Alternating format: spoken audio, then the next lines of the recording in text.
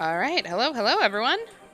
Uh, All right, and we both have audio, so we are good, good, good. Hi. This could be our final 428 Shibuya Scramble stream. I'm a little sad, not gonna lie. I know, no more Shibuya sad. This It's okay. this game has treated us very well.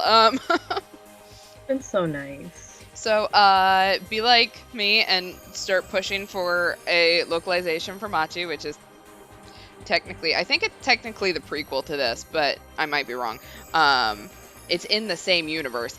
Watch the canon anime. I haven't watched it yet, so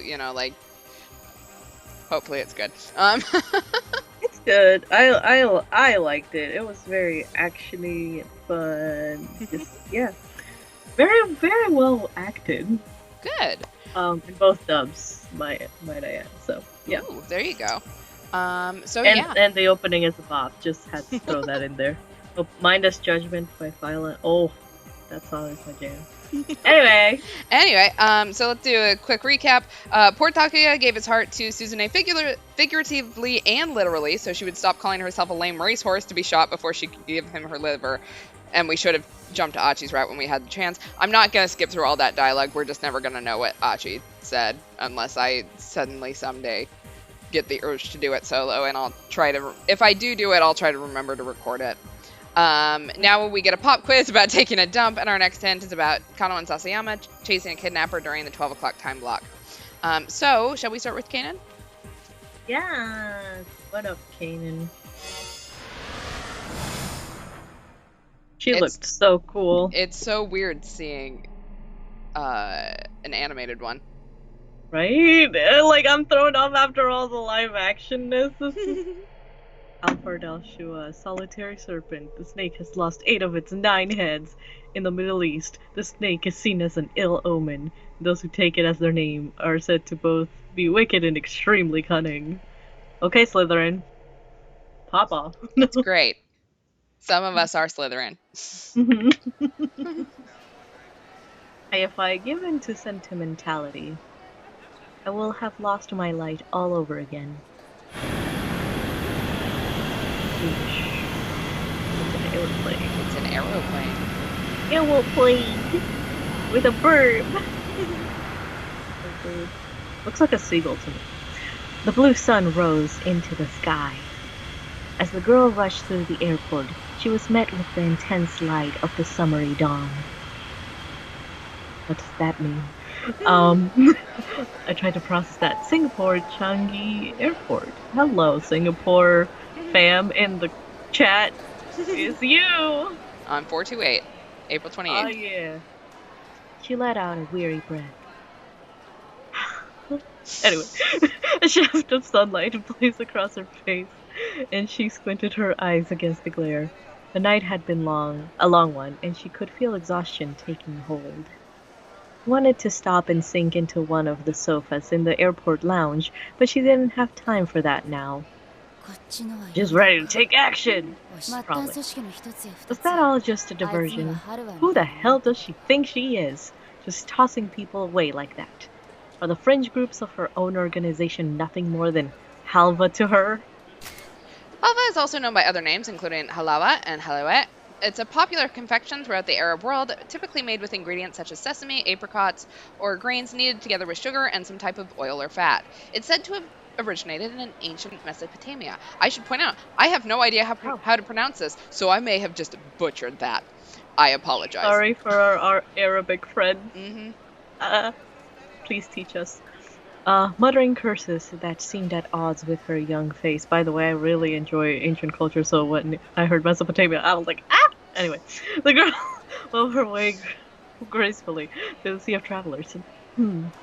Yes. Oh, nice kicks. What are those? Okay, no. What are those? What are those? Okay, time was of the essence. All she had in her hidden back pocket were some dollar bills. The dollar is the unit of currency in several countries, including Canada and Australia, but here it refers to the United States dollar, controlled by the Federal Reserve Bank. At the time of the story, it is frequently used, alongside the euro, as the standard currency for international transactions. Dueler bills. Anyway, she was just going to have to acquire the gear she needed on site. It got to her to be so under-equipped. The only consolation was that at least she'd been able to arrange for a boarding pass in time. Alanisa? It sounds like I have my audio down really low, but it sounds like we might actually have voicing for the dialogue. Oh, nice. Get So, it. we'll let them do it because I don't know how to pronounce any of this stuff. I don't know about you. I don't want to butcher it. I'm crying. Anyway. You still have to do the right. not dialogue. Right. Kanan refocused instantly as an unfamiliar man addressed her in Arabic. Was he a thief or some more dangerous third party? This was a country where both one's money and one's life could easily be at risk. She had one way to find out what kind of threat she was dealing with. It involves taking out a knife, doesn't it? Her voice was sweet and girlishly soft. Man gasped. He hadn't been expecting this. They hadn't told him what he was really in for. This girl was the natural enemy of the Serpent, a steely soldier in a proxy war, a professional freelancer who took any requests and who always carried out her mission. A mere hour later, she'd taken out an armed syndicate 30 members strong. Wow, girl. Red flowers of blood left in her wake, testament of her rumored capabilities. The man was dumbstruck. What kind of twisted fairy tale was this? With mercenaries who looked like sweet little girls? I gotta say, child soldiers do not feel like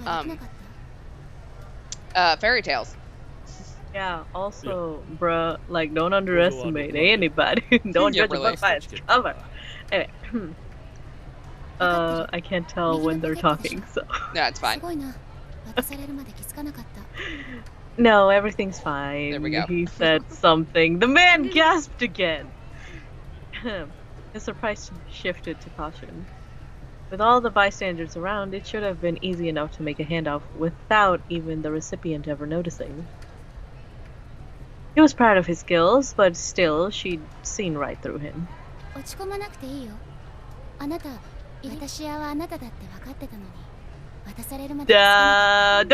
me, right? Okay. Don't feel bad. At least I did. Oh, okay, they keep going. Okay, thank you.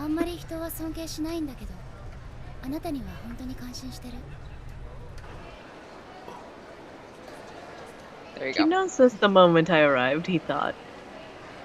And she hadn't figured it out from his appearance. She just intuited it somehow.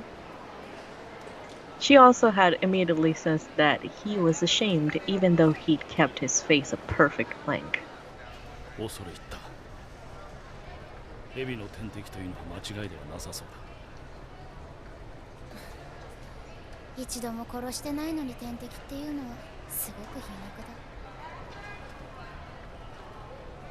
First, the girl had acted deliberately blasé. Whoa, that's a nice word. Now she was being downright cynical. She's a little unstable. And totally adorable. Okay, ew. Okay, what?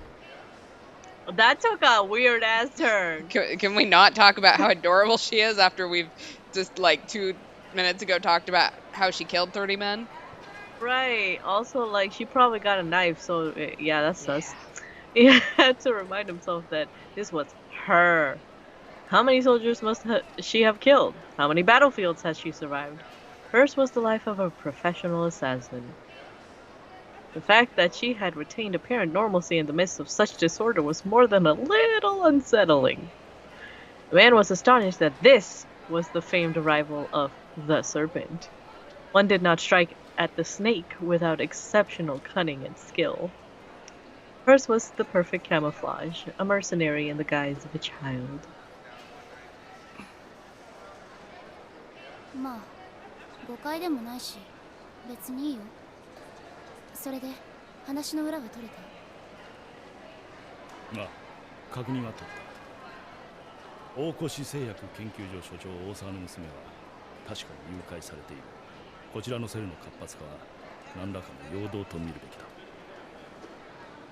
In order to avoid being compromised, anti-government organizations that carry out illegal activities, as well as terrorist groups, frequently organize themselves into smaller subgroups known as cells.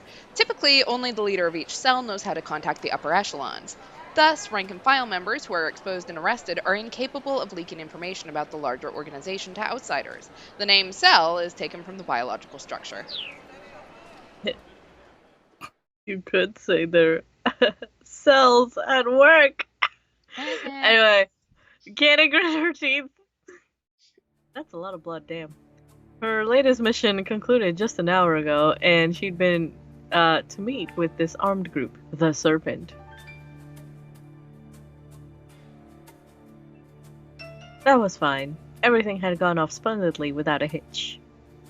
Job had been even easier than she'd imagined. There was no cause to get bent out of shape. But the info she'd gotten her hands on had done quite a number on her mood. The Serpent herself is on the move. Japan, Shibuya. Okoshi Pharmaceutical, possibly CIA involvement. Presumed a large-scale urban terrorism at work. Oh girl, you don't even know. That message had lifted the veil from her eyes, wow.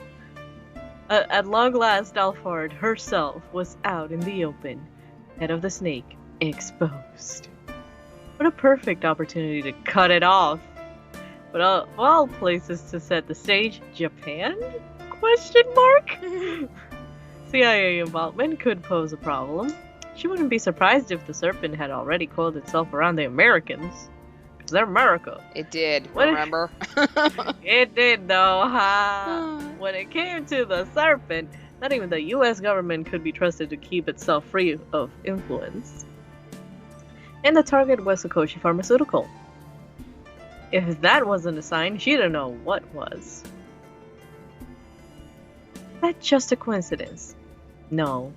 Allah was Al-Qadir, all-powerful. I'm gonna pretend I pronounced that correctly. Yet, the girl frowned in disappointment. I'm very sorry to the Arabic community. Please forgive me. What need would he have to go so far to pen such a perfect tale? She had thought such grand acts of fate were a relic of the distant past. But she could, sense its hand in these events. She'd hurried to get the intel confirmed at once, and had quickly arranged a flight to Japan. Maybe she was a freelancer, not aligned with any particular organization, but she still had connections. She had many tools in her arsenal. People were often the most convenient. If they excelled at what they did, so much the better.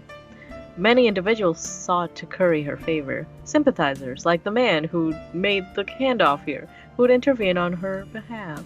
Sympathizers are groups or individual activists who favor a particular organization or ideology and who demonstrate support without directly participating in the faction's activities. By the way, what? Oh. What were you gonna say? No, I was gonna say, what language is it being dubbed in? It's Japanese. Oh, okay.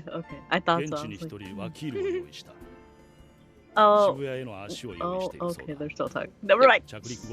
貨物室から降りられるようになっているが無駄足にならないよう祈っているとも思いのほかラフィーク・カナンは我らのアニールから高い信頼と敬愛を受けている今回は最悪痛み分けでいいそうだ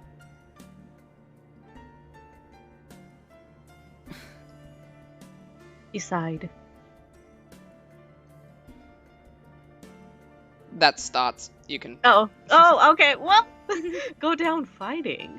So it's okay to die as long as I take the target down with me? The man thought of nothing but his honor, his pride. Okay, bitch. No reconciliation, no negotiation, no submission. 3 tenets that mattered more than preventing bloodshed. Whatever designs these two organizations had on each other were of no concern to her. But even so, I'm a strong, independent woman who don't need no... A third time? What were the first two?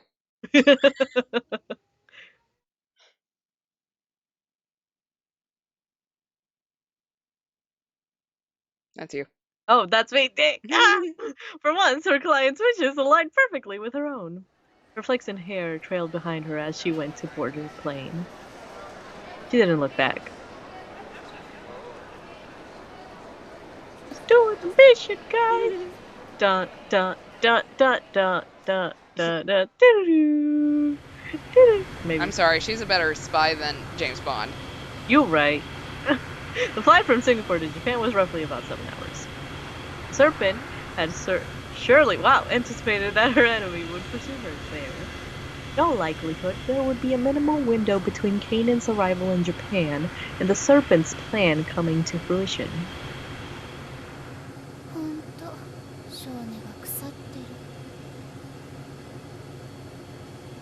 The Serpent wouldn't be so clumsy as to let someone from back home in the Middle East, especially a foe like Kanan, find out about this by accident. If she'd let her plan leak, that meant that it suited her purposes somehow. It would seem she wanted to entice Kanan to risk hope before trampling her underfoot. It's not again. Okay, you won't lay a finger on me. Bitch. Voice sneered at her, a backstage murmur in her mind. She dealt with the enemy's diversion, learned of the plan just in the nick of time, and rushed off to Japan without a second's hesitation. Japan was where it would all be decided. If she didn't do battle with the Serpent, she would lose yet another close friend. Not another! Oh. Had the Serpents engineered this situation simply to torment her? Probably.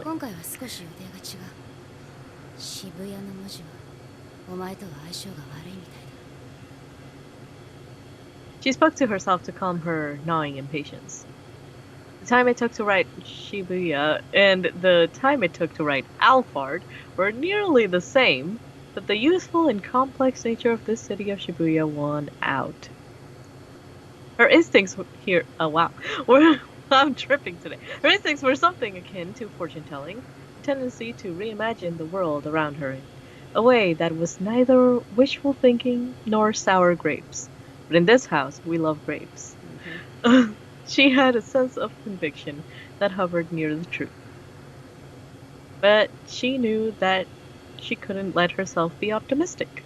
The Serpents possessed a powerful venom. It was possible that, even if Alfred's plan were foiled, the life Kanan hoped to save would still be lost. There truly was no time to spare. Crushing the fringe group in Singapore had gone more quickly than she'd anticipated. She had planned on obliterating them at the break of dawn, but she had been struck by a sudden familiar sense of urgency and had acted an hour ahead of schedule. That change of plans had led to this.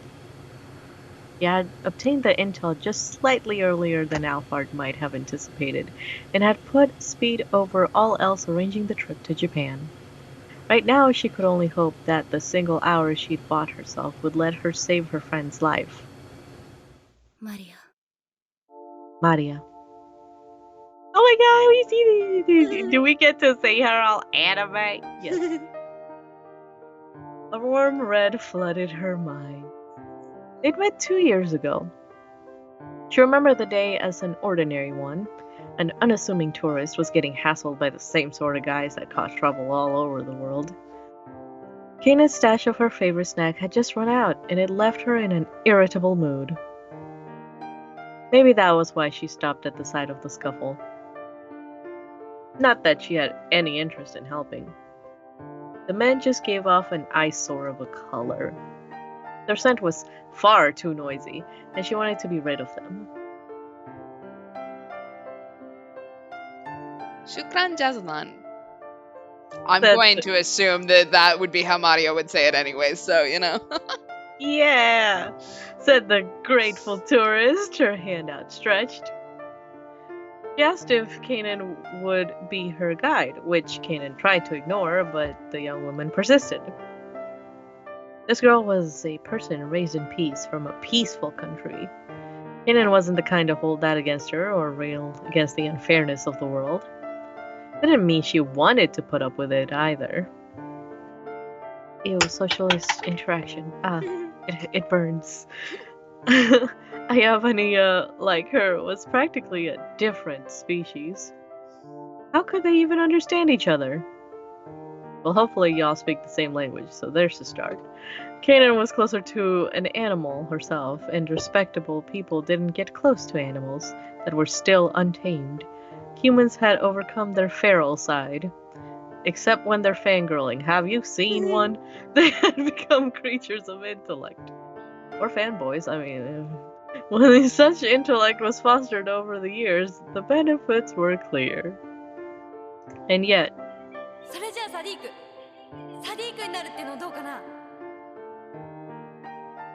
this tourist approached her, oblivious. Oh no, tourists. Kanan could recall the warm color from that moment. It still triggered her memories.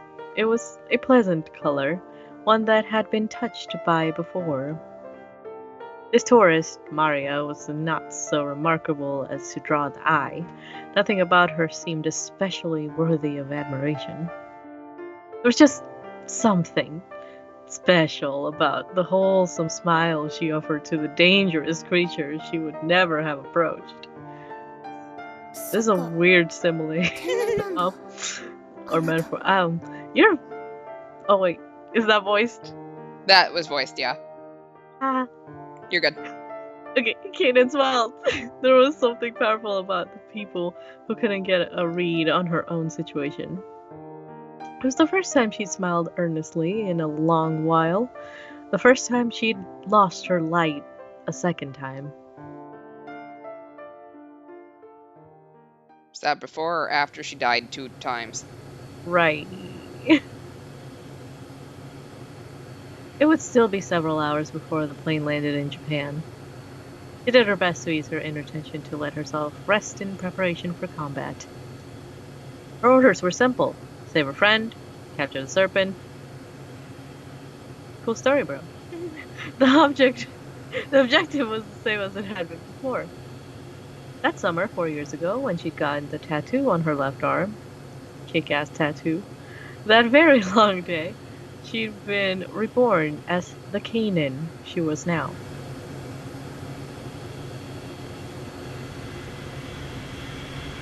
And they made an anime.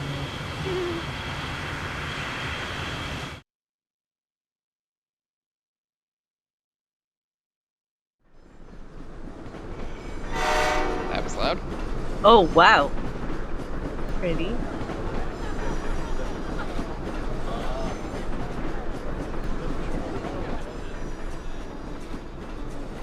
Oh, that's plain savannah, desert, what is it? That? Something.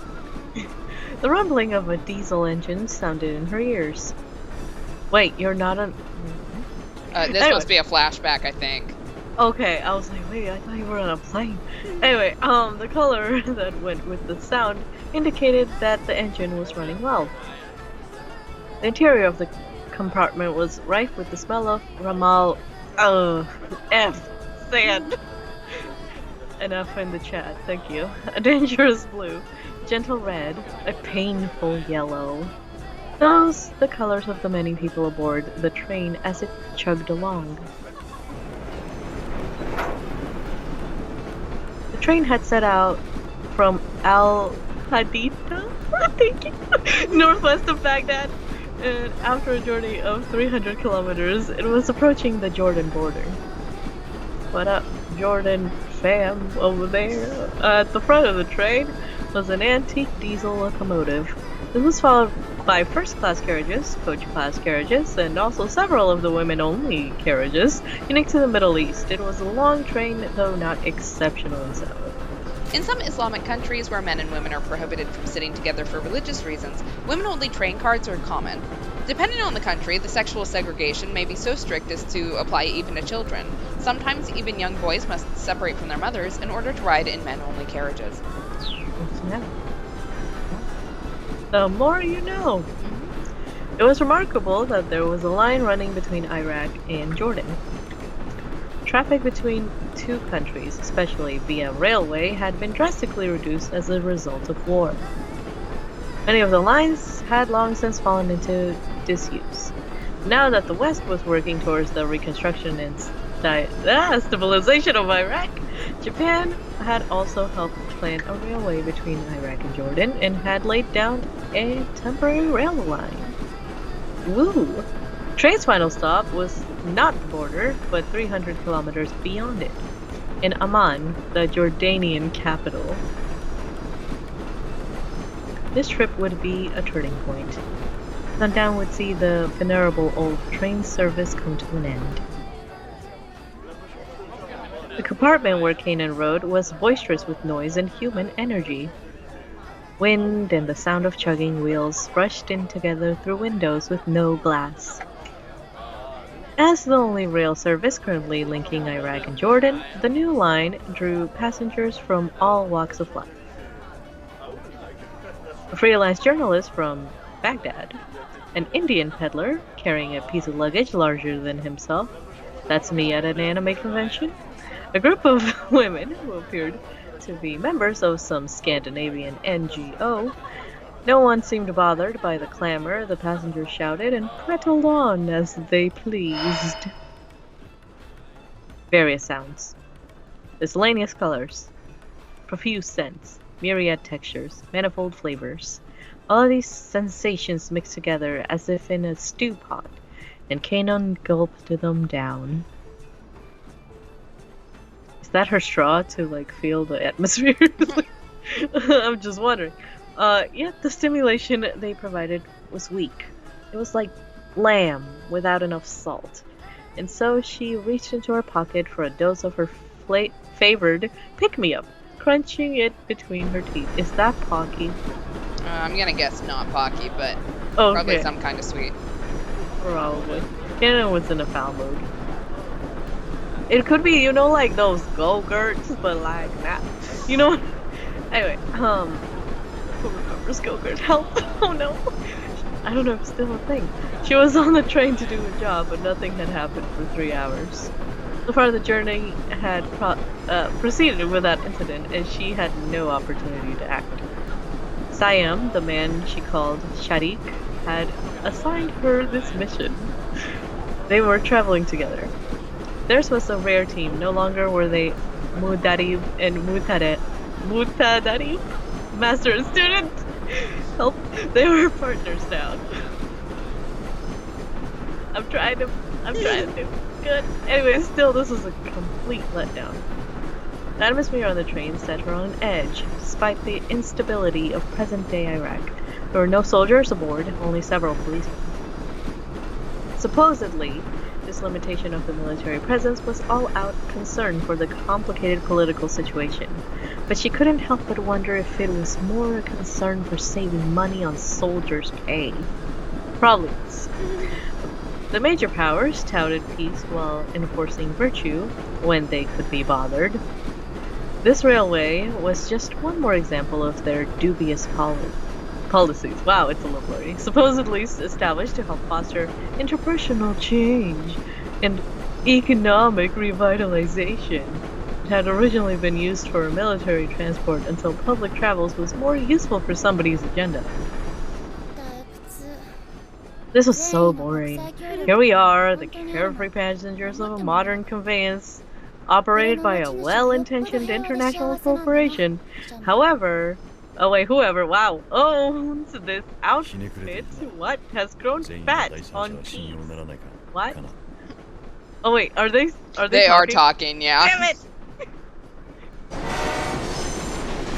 Okay, it's them. Oh, what up, Bam? 仕事はいつも楽だろうなって思っただけ。嫌ってるわけじゃない。結構襟のみがないのはいいことだ。だが善意と私欲どちらが組みやすいかは仕事の内容による。善意には損得がない分人間らしい交渉が通じない。それはそれで厄介だぞ。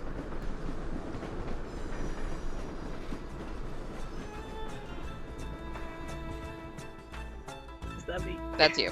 Okay, virtue, Kaden sniffed. Virtue was just another name individuals gave to their own biased sense of justice. A rigid and fanatical concept subject to any number of arbitrary beliefs. One man's virtue was another man's depravity. Wow. The very idea made her think of those interminable meetings between political factions. People puffed themselves up as wise and sat at the conference table, without the slightest interest in the other side's values. To them, all that mattered was what they had already decided was good and right. 損得がないね。 They're all clowns! どうすれば利益が出るのか、どうすれば生き残れるか分かってるのに、目先のお金には転ばないってこと？もっと派手に人生そのものをつまずき続ける？客観的に見れば安酒のようなものだ。それは手に入れやすく悪酔いしやすい。泥酔している人間に話し合いは期待できない。説得するより先にまず荒ごとで酒を抜かなきゃならん。例えば眉間を秒速で打ち抜いて。 Pleasant conversation. Wow, this is nice! 疑問だが。It's like putting a bullet in their face? The man named Siam curled up the corners of his mouth. Though he wasn't a fundamentalist Muslim, he still detested alcohol as a tool of the devil. But his use of booze as a metaphor now was inspired less by his inner demons than by his unique sense of humor. もう笑わない方がいいって言ったのに。シャム笑うと顔が怖いんだから。 Harsh, yes, but it needed to be said. Oh! Mic drop. Siam's smile was a rare... Hello?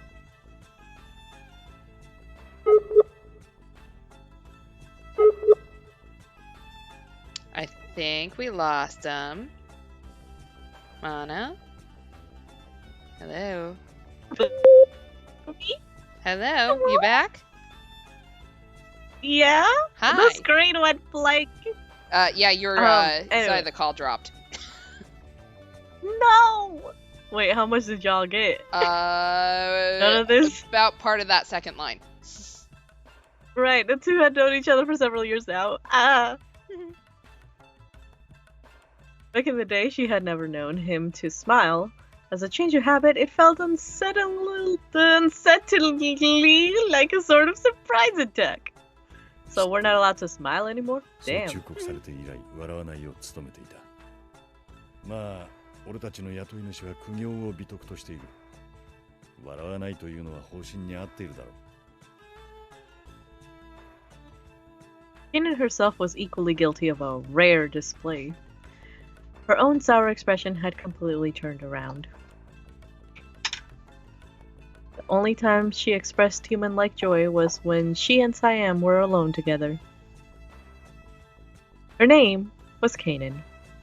Trained by Siam, a veteran mercenary, she had just turned 14 years old. Oh, poor girl. You need to go out shopping and talk about life at some point. Anyway, Kanan was not her real name, but a nickname given to her 2 years prior. Hers was a familiar story, that of a child who had lost her parents and her village to the ravages of war. Unlike most who shared such a beginning, however, she'd had two major strokes of luck. The first was the ability she had been born with. The second was that she'd met someone who taught her how to foster that ability. Give it up for the teachers in the world. As a girl orphaned by war, she had almost inevitably taken up arms, making herself useful to the powers that surrounded her. Had been the only way to survive. Poor girl. Poor Kaden. The only people she could depend on, the only ones who gave her anything, were them. The moment she didn't meet their expectations, she would go back to being a mere orphan. Damn. And so this girl, a victim of war, fell under the protection of the warmongers, and was trained to be one of their soldiers. But then, she was picked up by a man, Siam, who freed her from those who had robbed her of her past. He had no ideology. He was unlike the others who had known in her broken world, the wandering people who had formed a new nation to be their promised land, and the ones that they had driven out, now wanderers themselves who styled themselves liberators. Sam was a mercenary who had been hired by those would-be liberators, but he paid no heed to the ideologies of either side. He was a soldier who lived to fight, knowing he was unlikely to see the conflict's end during his lifetime. Kanan didn't know how long Siam had been working as a mercenary. By the time she'd wound up in this care, he was already a veteran worthy of her confidence. He told her that he'd been kicked out of the army, and that he'd prefer solo missions where he could focus on his objective without worrying about fellow operatives. In that sense, he was something closer to an agent provocateur, right? Provocateur. So, yeah! Than an ordinary mercenary. All these fancy words, damn. Zion was well aware of his distinct style and his position. He sometimes revealed a hint of shame at the fact that his assignments he was given were not officially missions muhima, but instead were referred to as jobs. Emas. I'm gonna guess. Because that's definitely not email. Still, he was known as a valuable asset on the liberation front. They were a guerrilla organization facing off against superior Israeli forces. A lone mercenary who could carry out major operations by himself. He had fit in well with the guerrilla's strategy. The fact that he was disposable if and when the time came was also quite appealing. Wow, that's not nice to say about a person, but cool. Kanan, once Siam took her in, had grown not as a soldier, but as a specialized covert operative. Wow, that was her good fortune.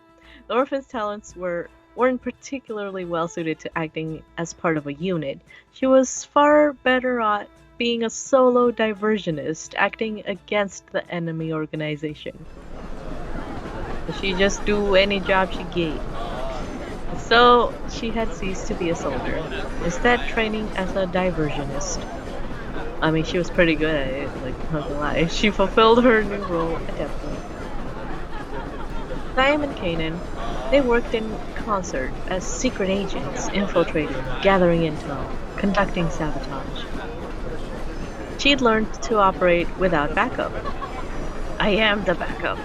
Typically, one of the duo would sneak into an enemy territory alone, while the other acted in a logistics or liaison role. Here and now, however, with their objective aboard this moving train responding to an urgent request from their employer, the two were working together as a team. So we're besties. Hey. そんなに大きなものなの？今回のは。いや、物自体は個人で所有できる大きさらしい。中身は俺たちの管轄ではない。事実としてそれがあるかないかの確認が先だ。なんだ、それならもう終わりだ。私とシャムで見て回ったんだから間違いないよ。この列車は外れ。どこをどう見ても普通の車両だし、おかしな手触りもないし。輸送の予定が1日ずれたか、こっちの動きが漏れたか。そもそも初めからそんな計画はなかったってとこじゃない？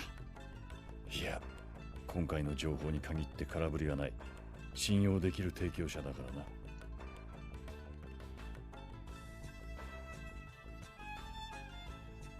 And that's you. Well, that's me. Okay, they received the intelligence just 2 days prior. Even by their own fast-moving standards, this job was inordinately rushed. Member of American military deployed in Iraq has contacted a Mossad agent. Indications suggest plans to deliver and hand over weapon. Board Iraq-Jordan Railway and gather intel. Recover payload if possible, destroy if not. The Israeli Institute for Intelligence and Special Operations is called Mossad. Mossad conducts foreign intelligence gathering and counter-terrorist operations along with the covert infiltration and the like. It is one of the arms of the Israeli intelligence community, along with entities such as the Shabak, the Israel Security Agency, which handles domestic counterintelligence. Historically, the director of Mossad has acted as the governing chairperson of these agencies. Mossad is regarded as one of the premier intelligence agencies in the world. Weapon to be transferred, enemy escort, and loadout all unknown. No logistical support will be provided during operation. It was uncertain why the enemy had chosen to move the mystery weapon along such a dangerous overland route, but the information came from a source that both Siam and the Liberation Front trusted absolutely. And the source had made it clear that the enemy forces were in a hurry to transfer this unknown new weapon. This was a tip from the Liberation Front and could not overlook. They directed Siam to act immediately. Is this also the virus? I can't. Oh, it's probably. The situation was somewhat delicate because the enemy had decided to use a train that had crossed the border as their means of transport. Given the tenuous political balance in the region, the Liberation Front couldn't risk open military action targeting an international train running from Iraq to Jordan.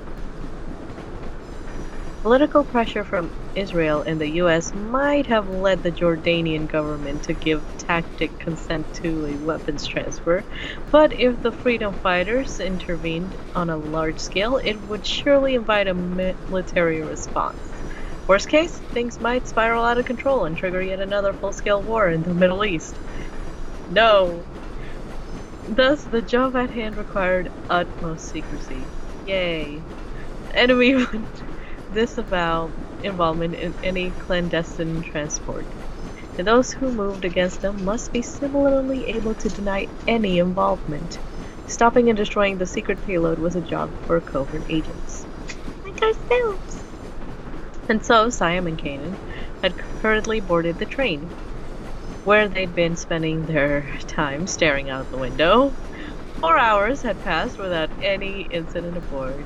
4 hours later, you know, it's SpongeBob. Now they were arriving at the halfway point in their journey, the Jordanian border. 4 hours later. Here we are. There we go, I should have used it there.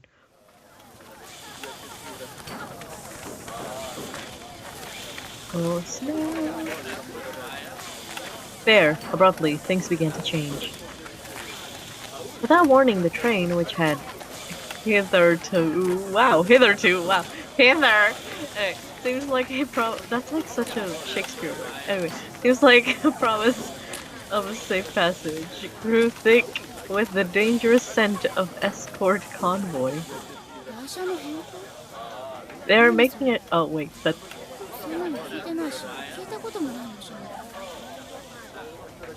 レール幅の問題だ。これまでレールはスタンダードゲージだが、形状からはロシアの援助で敷設された幅 1524mm のブロードゲージが残っている。レール幅が異なる路線を運行する列車は1両ずつ車体を持ち上げ、台車ごと車輪を付け替える。Standard gauge are railway tracks with a 1,435mm or 4-foot 8.5-inch space between the rails.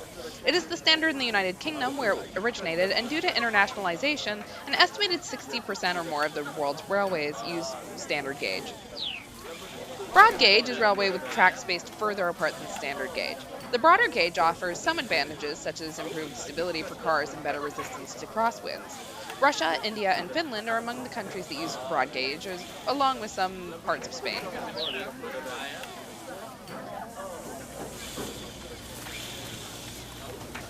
The wheels on the bus go... Okay, the wheel exchange made for an extended delay.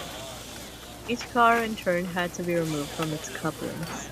Then each car was loaded onto a lift and refitted for the broad gauge tracks.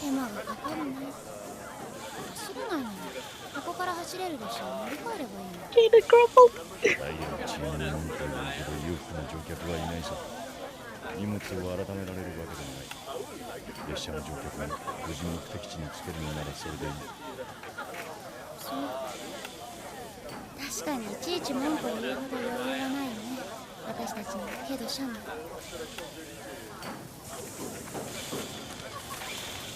Keenan sensed that there was more going on than just the switching over of the train's wheels. The train was being expanded. A freight car, clearly meant to carry goods of higher quality, was being added and sandwiched between a new pair of passenger cars. A total of 3 new cars were added. Only passengers in the 2 compartments surrounding the freight car were armed soldiers. 青一色だ。 That's kind of sus. 1車両7人。合わせて14人。これも予定にあった。ここまでは考えもしなかった。貨車の増設か。あからさまだが事前対応が難しい。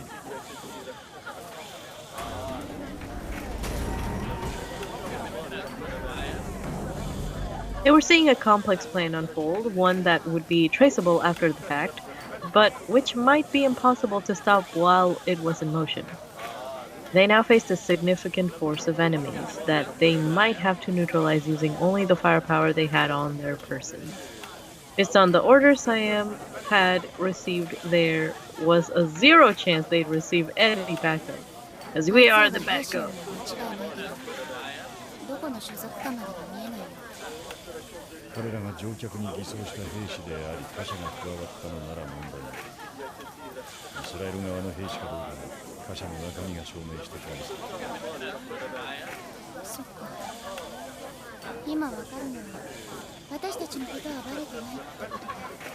連中安全だと判断したからことに出たんだよ。そういうことだ。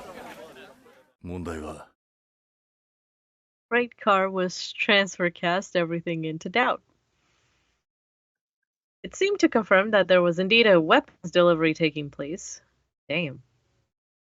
I mean, you could use those weapons, but recovering the payload was going to be more difficult than anticipated. The transfer process finished without a hitch. The other passengers paid little heed. Evidently, they were accustomed to this sort of delay. 強引な計画だね。おかげで応援を呼ぶことも装備の補充もできなかった。後先考えてない計画はやっぱり独特の善意から来るもの。まあ、周りが見えてないあたりに強硬派らしいと言えなくなる。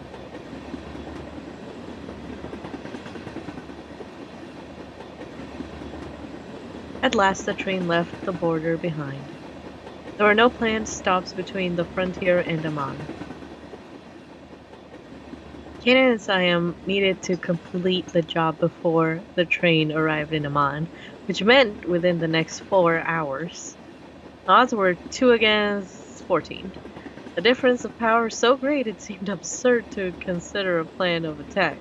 ザイームの配置ミスだよ、シャム。2人でやる仕事じゃない。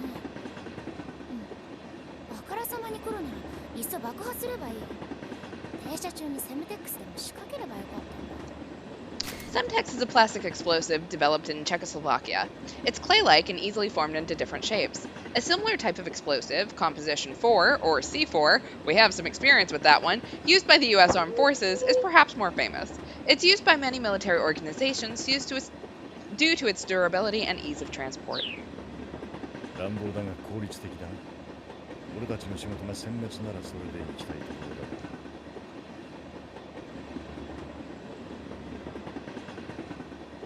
That's you. Oh, they had checked the cars pretty thoroughly before they departed. Thinking something aboard the freight car was probably have been close to impossible. じゃあどうするの？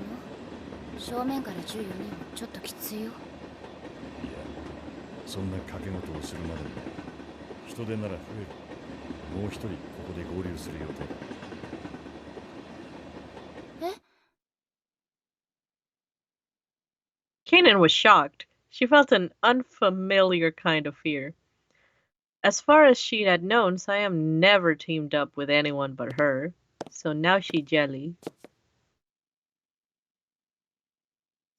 失礼。同席するよ。他の席は男ばかりでどうにも居づらいんでね。As soon as the stranger spoke, Kanan saw Siam's color shift to a pale blue, a bad sign. 失礼。同席するよ。Her voice was low. Muscles in her arms were like taut, like corded rope.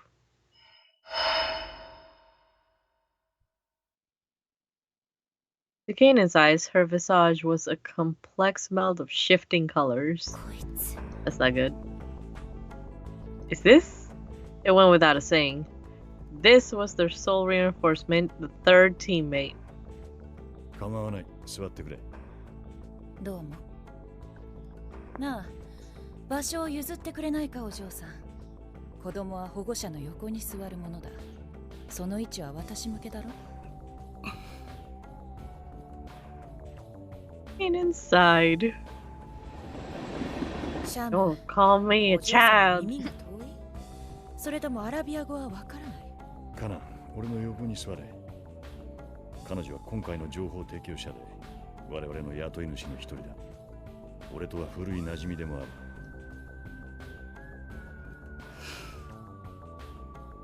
Kanan said nothing. But she did get up from her seat and sit next to Siam. She'd do as he asked, although she didn't trust this woman. She didn't like the way he said old friend. He brought up all her natural cynicism. No, this my ご挨 friend. 拶だな。 Bye. シャム、この子がお前のバックアップか。いや、今回俺はダーファフだ。こいつはシナーン向けだな。腕は水準以上だが、村っ気がありすぎる。目の前に相手がいないと目を覚まさないのでは、守りは任せられない。それはそれは。まだ訓練中というわけか。The woman regarded Kanan with a cold gaze. She gave the impression of a snake trying to sense the body temperature of potential prey. 可愛いじゃないか。で、その左手は人の訓練途中のお嬢さんは体の管理もできない半人前。 Kanan glared sidelong at the woman. She wasn't offended by the remark itself, the fact that her left arm was still in pain. What unsettled her was this woman's powers of perception, able to detect Kanan's injury, though through the heavy cloak she wore. Yeah, that's kind of sus. 動くよ。少しすりむいただけ。 It's only a flesh wound. ならいいが、原因は傷をつけたのは列車に乗る前か乗った後。それでお前がまだ半人前の兵士か、ただの間抜けかわかるの？ Kanan did not reply. だんまりか。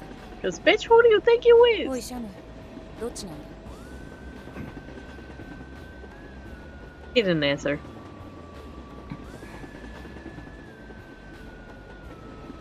Had she seen something? Yes, in that silence. Yeah. This stranger could read Siam's silence better than anyone, better than his own partner. That woman's stoic face grew just a shade brighter. Her smile was entirely sarcastic, but at least it was a display of human emotion. Ah yes, sarcasm, my favorite. It was a smile, as if to say, well done! As if Kanan's injury were some fated thing. 見たところ戦 I 争 didn't こそか。 ask for this. まったく。懲りないなお前も。仕込みは何年になるんだ？引き受けたのは2年前だ。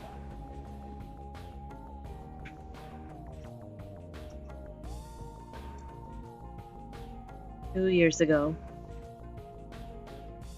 2003. Oh my god. Wow. That's a long time ago. The Middle East. A war orphan. All that information had taken together left no question about just what battlefields she'd seen. The Iraq War.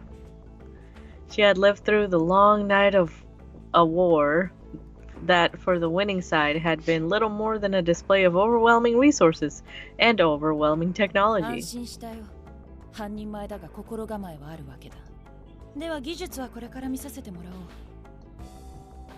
う。お前が連れてくる以上は一発には鍛えられているだろうしな。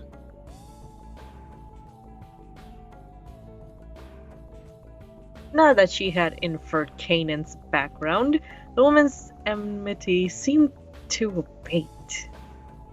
Their initial reluctance to trust each other had apparently been mutual. Kanan wasn't necessarily happy, but if this was the team Siam wanted, she would accept it. As the woman had observed, Kanan had been trained by Siam after all. Siam's judgment was absolute. Kanan knew him as her instructor and mentor, the ideal soldier, utterly reliable. And then there's this bitch. She turned her gaze from the woman and looked out the window, like an anime protagonist. The passing scenery drew out her memories of the life she'd lived over the past few years. A girl who had lost all her relatives to war. The tale of a child who had never held a gun before, becoming a full-fledged soldier at the heels of a veteran mercenary.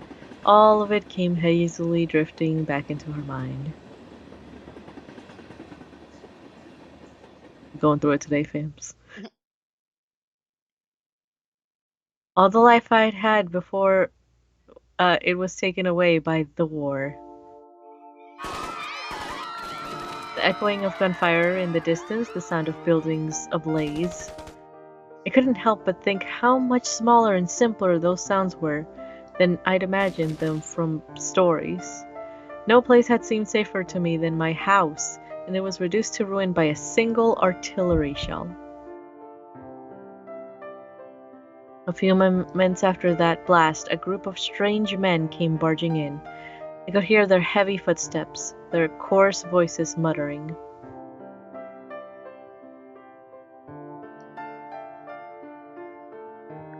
Luckily for me, my father had been thinking quickly, and he sent me into the basement.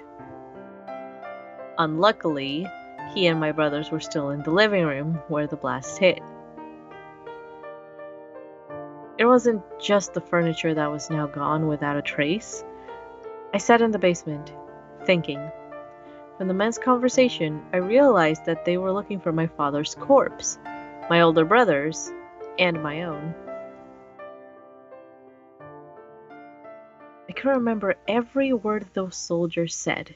Something had clicked in my mind as I listened. I committed to memory how many men there were, what their voices sounded like, what names they called one another, so that I could never, ever forget. Focused on hearing their every word, for the next hour I felt neither fear nor boredom. I gathered that there was no trace of my father's body, but they had found my older brother's. Satisfied, the soldiers left. All of this happened when I was 12 years old. Trapped under the rubble, it was days before I was rescued. I'd lost my family and any place to belong. The adults who found me realized that I had suffered emotional scarring, but they didn't have the time to bother with that. Yeah, to be fair, her and like everyone else here. Yeah. They're dead, they're dead, we've killed them. Ah, yes. Them hoes. There's too many things one needs to do in life. In my case especially, I expect I'm going to be overworked. Well, ain't that It was quite simple. The reason I took up arms. It was not atonement that I sought, but equal compensation for what I'd lost. Unjust usurpers, deeds whose cost was reckoned in blood. I have still not been paid what I am owed. How many levels of flashback are we in at this moment? Yeah, what? The balance must be settled. I only ask as much as they took from me. That is why I carry on, never resting, with the relentless precision of a machine. It is simply a tale of sorrow, giving way to resentment, giving way to cold reason. Was it odd that I never felt malice? Perhaps I could see too clearly. I could see things on a broader scale than others. Could see where the evil was, where the flaws were. could see it all so clearly that I was dumbstruck into sheer objectivity. The weak or evil, my family, my father, people I should have been proud of, had too many flaws. People of conscience who esteemed a righteous society, who embraced complicated and contradictory things, who tried to become good sheiks. A sheik is an Arabic word denoting the leader of a tribe, or a wise man, an honorary term of respect for someone who commands trust. In the modern day, it's often used to refer to scholars, community representatives, and people in high-ranking management positions. Their military failings created enemies, invited war, and brought on their defeat. Violence was a vulgar thing, far beneath the cultured behavior of my father and brother, but it still had the final word over them in the end. We may have been cruel to those who would shame us, yet we have tolerated too many of these foreign invaders. Balance is key. One must clad oneself in complexities, yet be simple at the core. Taking action always requires the first step. If someone takes from you, you take it back. If they kill you, you kill them back. Wait, what? But you got killed, so wait. Action and reaction. Okay, I'm not gonna question that. We should have thought more simply. By perceiving everyone different than ourselves as our enemies, we brought on the war long before it was inevitable. Even if my father and brother had been operating in a vacuum, I probably would have done the same. Or they. Wow, I can't read. But every family has so many kin to hold. So many others who cloud their perspective. Except for me. Because they're all dead. Ha! My family and my kin are utterly gone. Apart from the determination I already possessed, I knew I needed to hone myself. My growing skills as a soldier were necessary for me to achieve my goals, and more basically necessary for me to survive. My goals. In the beginning, that was all I really thought about. Once I'd become an orphan, I resolved not to rely on anyone. My trauma wouldn't let me trust anyone else. And yet, eventually, I wound up feeling a sense of trust for this man who found me and committed 2 years to training me. It was something I'd never thought I'd feel again. 素人を鍛えられるほど気の長い奴はここにはいないそうだ。適任ではないが、お前には俺がつくことになった。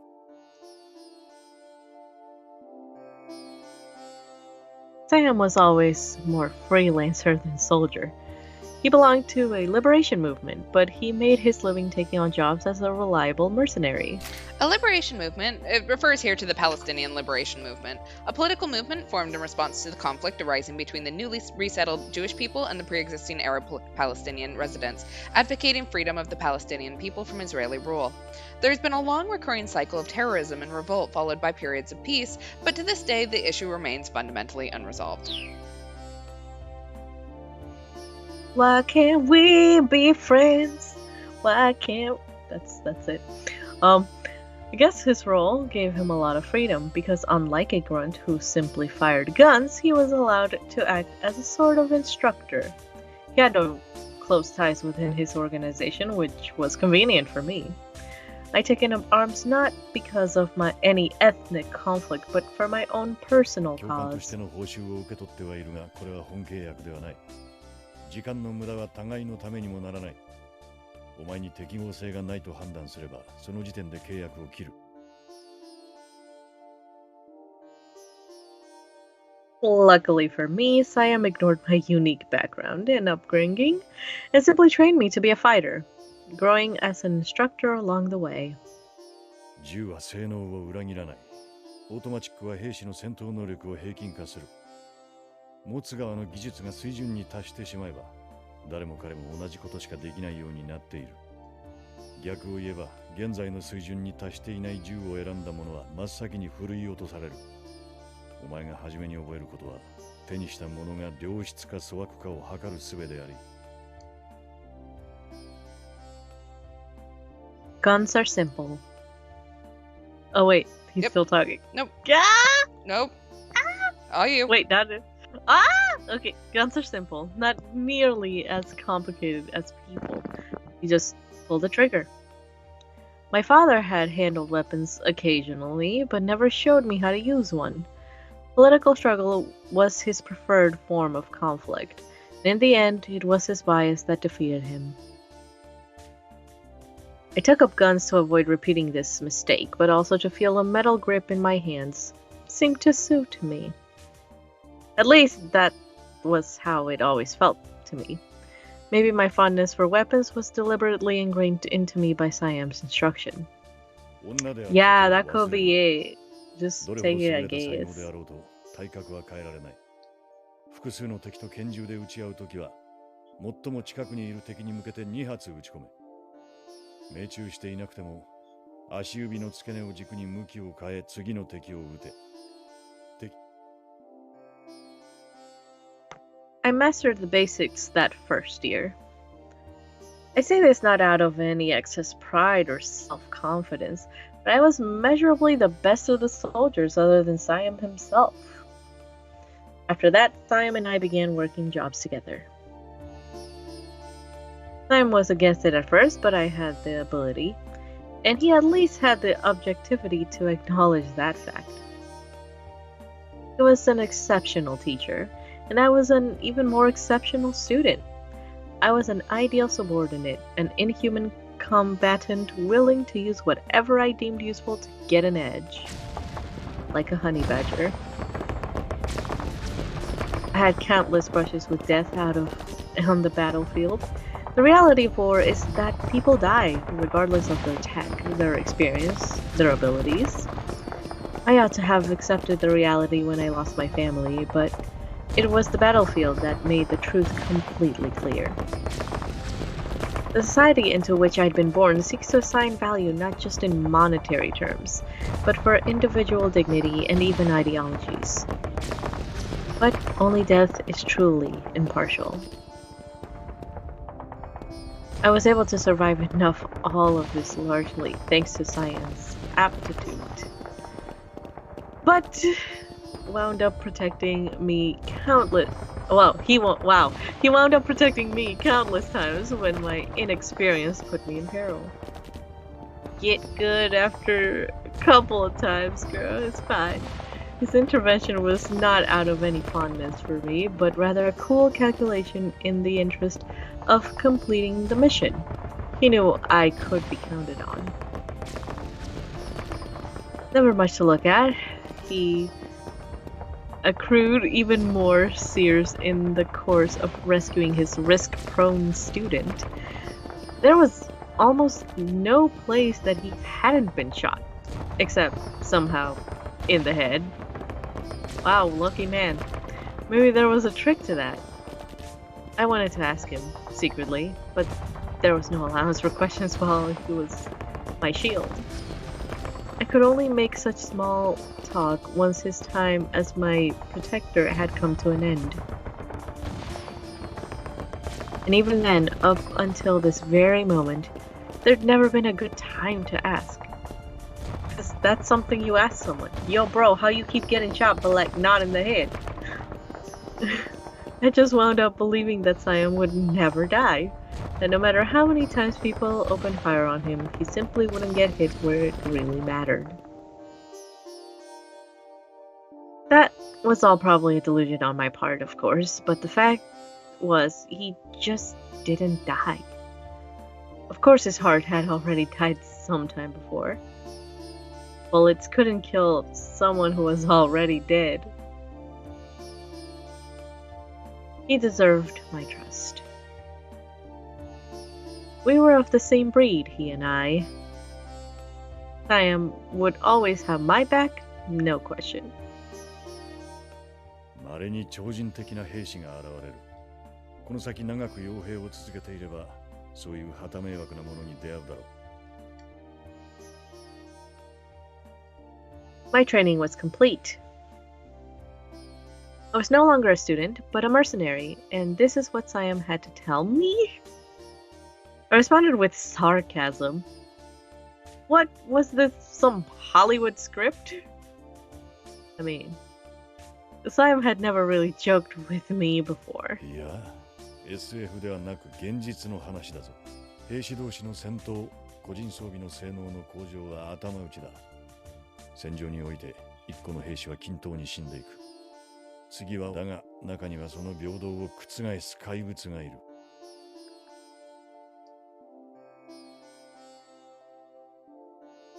Siam went on to tell a story of two soldiers, one wielding a revolver and one an automatic handgun. The wildly anachronistic revolver was no match for the automatic. Even disregarding magazine size, magazine what? Really? Okay, so higher. magazine size is how many bullets you can have in one Gun? well, you know how you can reload it? Oh yeah. Oh. I don't know what the word for that is though. Right. But the thingy that you can load and reload. Gotcha. I don't know anything about guns. I got that considering. Hi. Higher rate of fire but superior firepower, period. I'm just like magazine, like you read. A machine pistol capable of firing 3-round bursts would turn the revolver user into Swiss cheese. A machine pistol typically refers to a handgun capable of automatic or semi-automatic fire, though frequently also denotes a weapon between the size of a pistol and a submachine gun. Because of their comparatively limited magazine capacity, such weapons are not, however, capable of the high volume of fire of a full-sized machine gun. Famous models include the Beretta M93R and Glock 18. Some modern automatic weapons are equipped with a switch that allows the option of firing 3 bullets each time the trigger is pulled. Compared to full auto mode, in which the weapon will fire continuously for as long as the trigger is held down, firing 3-round bursts allows for better conservation of ammunition and control of the weapon. So, Not about the technical limitations of the revolver versus the auto, it's about our awareness of those limitations. And at the same time, about our own limits as soldiers. Time went on. Oh wait, was he talking? He was, but I'm not going to interrupt you every time he's talking. Like, if you're gonna do it, just do it. Okay. I'm gonna try to be more aware of the italics. Talking about how similar weapons could equalize the abilities of soldiers. Wow. And about those who had removed the collar from themselves and deviated from that equilibrium. For instance, the unparalleled gunfighter capable of rapid fire like that seen in a Hollywood Western, a type of character who'd actually existed. Experts could fan the hammer, unloading 5 shots at a target in the span of a single second. Of course, simple rapid fire alone wasn't worth fearing. It had to be accompanied by the skill to put it on target. Sam had probably just been trying to offer an explicit example of a time when exceptional human skill could surpass the capabilities of the available hardware. It had all seemed too fantastical, but he had been dead serious. Apparently he'd run across such rule breakers in the past.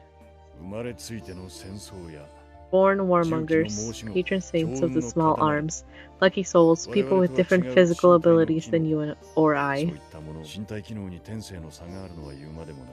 Natural difference in physical prowess, sure, but also talents perfectly suited for war. Maestros of the battlefield. Soldiers far outside the norm, who can accomplish things no single soldier should be able to.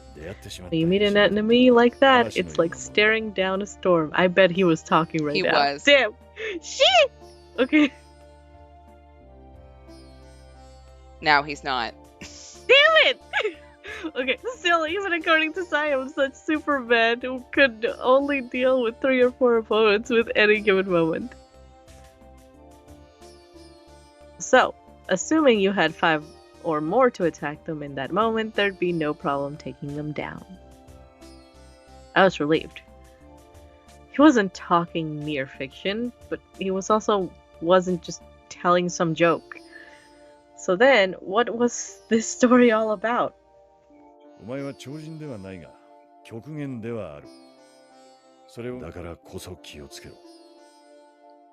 五体の境界を誤らず、己の才能に頼るな。お前は完成されている。自分の性能を正しく把握しているのなら、決して破れることはない。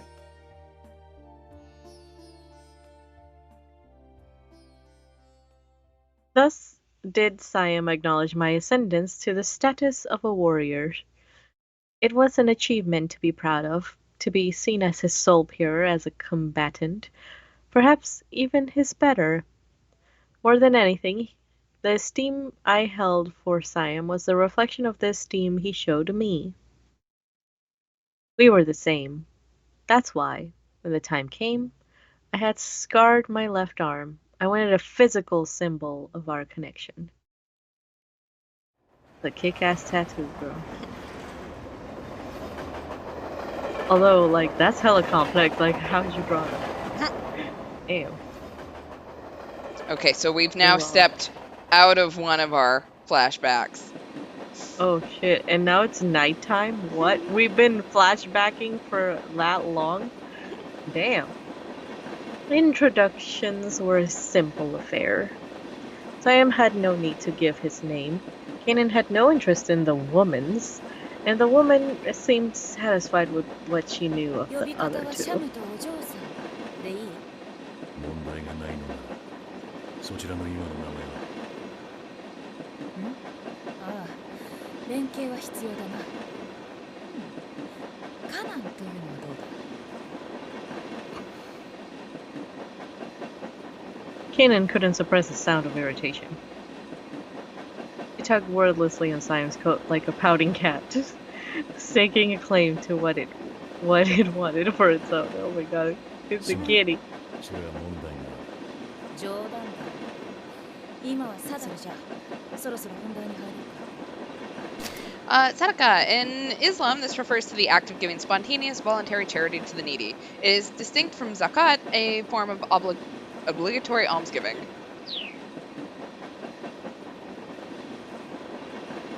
Sadaqah explained how the job would unfold. They'd wait until the train had traveled for an hour beyond the border before moving against their objective. Hopefully, they could finish a mission an hour before their arrival in Amman.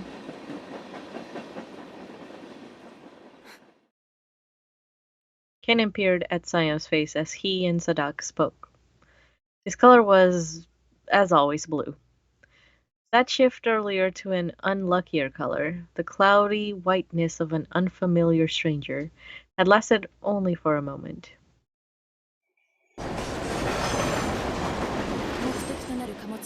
Whoosh. And now we are in that Demon Slayer movie.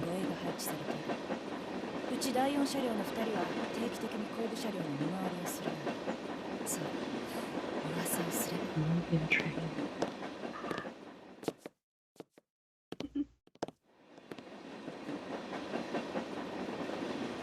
Without even shifting her gaze, Kanan could confirm the presence of two soldiers moving through the car in which she sat. Two blue blotches passing by, the color of alert escorts. A rending, inorganic blue, the color of fighters skilled in the use of the guns they carried. People who were of this color usually rubbed Kanan the wrong way. Just being near them made her uncomfortable. Siam was a contradictory counterexample. Despite his dangerous hue, he eased her nerves. It's like Twitter blue, Tumblr blue, which one more toxic? But whether the colors expressed themselves as painful or gentle didn't mean anything. The colors were merely colors. Whether warm or cold, everything was done neatly in simple colors, as if painted with run-of-the-mill materials. 列車の最後尾は同じく貨物列車だが、こちらに積まれているものは至って健全な物資だ。ま、催涙弾の一つでも投げ込まれればおしまいだがな。いや、光線は避ける。目撃者も犠牲者も出すなというのがオーダーだ。ことは秘密裏に。連中が私たちに気づくのは列車がアンモンに到着し、何？いいね。それは私の注文通りだ。では確認する。輸送の真偽は明らかになった。我々の目的はこれの奪還に移行する。変更点はない。スポンサーとして同志の行動に期待し、また私もこれに参加する。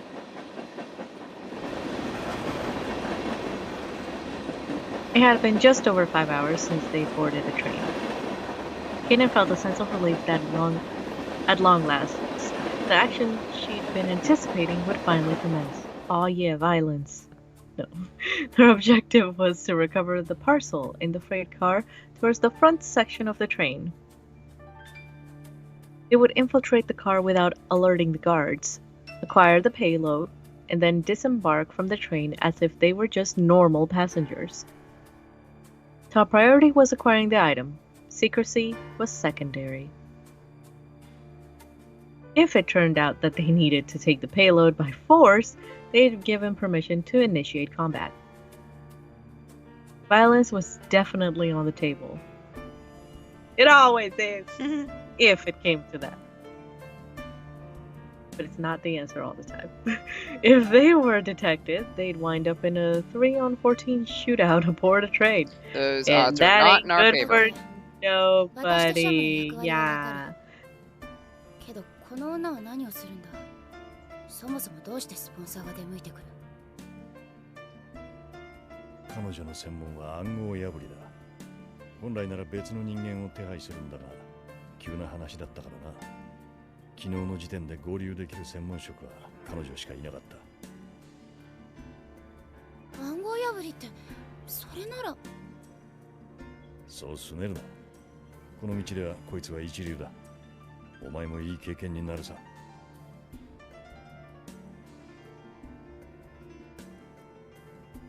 随分とらしくないな、シャム。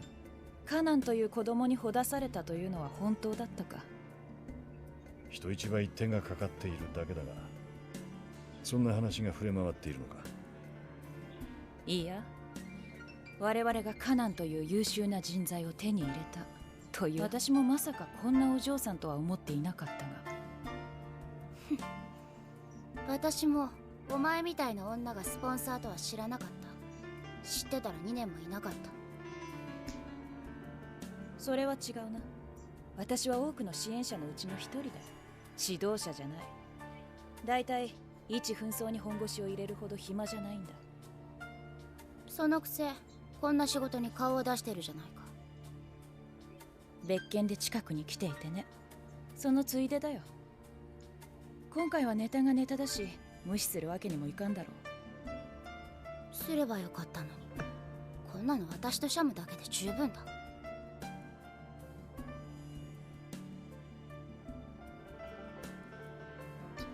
The enmity between the two had become like a steady rhythm, driving along their conversation. Wow, tripping over my words.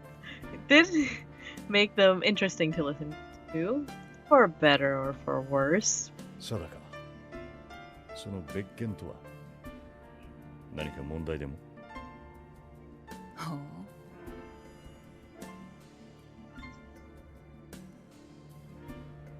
Oh, Kanan was intrigued. Siam wasn't the kind of person to ask irrelevant questions. Did he tweak something that might affect the mission? Whatever the case, Sadak smiled pleasantly. プロジェクトの一つに問題が出てきてね。人材の調査と兵器の不具合の2点だ。そうだな。例えば、お前が懐に飲んでるものは殺傷能力が高い武器という触れ込みだが、当たったのに効果がないとクレームがあったとしたらどうだ。何それ。そんなの不具合どころの話じゃない。れっきとした欠陥商品じゃないか。ああ、その通りだお嬢さん。今まで信頼していたものに欠陥があったでは我々の信頼に関わる。無視してもいい不安要素なんだが、取り除けるなら取り除いた方が商品になるからね。現地に行って問題点とやらを確認し、しかるべき対処法を提出する。つまらない仕事さ。近頃はこんな駒遣いばかりだ。コードブレイカーならぬリスクブレイカーというところか。そう。偉そうにしてるけど、誰かの駒遣いなのは変わらないんだ。まったくだ。Sadak brushed aside Kanan's insult with an air of confidence. Kanan scowled. No one was so sure of herself. She turned away and gazed out the scenery outside, and then realized the snack she'd been gnawing on. シャム。今日は多いな。そんなに不満か。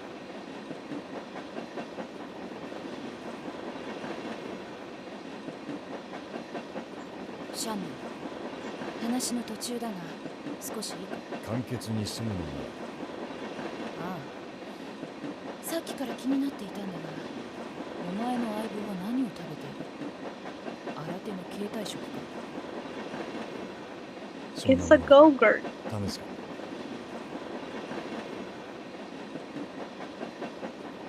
It reminds me of those candy cigarettes.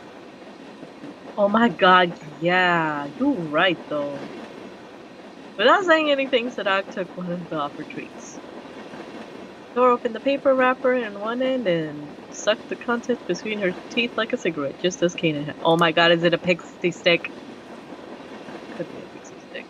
Kanan watched her resentfully, knowing that she was what she was tasting.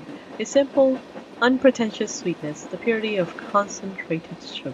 ではなく、ただの砂糖じゃないかこれ。ああ、シュガースティックを固めたものだ。乾燥して固形化したものを見つけて以来、大のお気に入りでな。今じゃ注射器を使って固形化している。品質で言うなら日本製のものがいいそうだ。Pixie sticks! Kanan focused on gnawing her own stick, not really listening to Siam's explanation. There was a brief silence. The dog let out a sullen sniff. 変わった思考だな。うまいのか？うん。無駄がないのはすごく美味しい。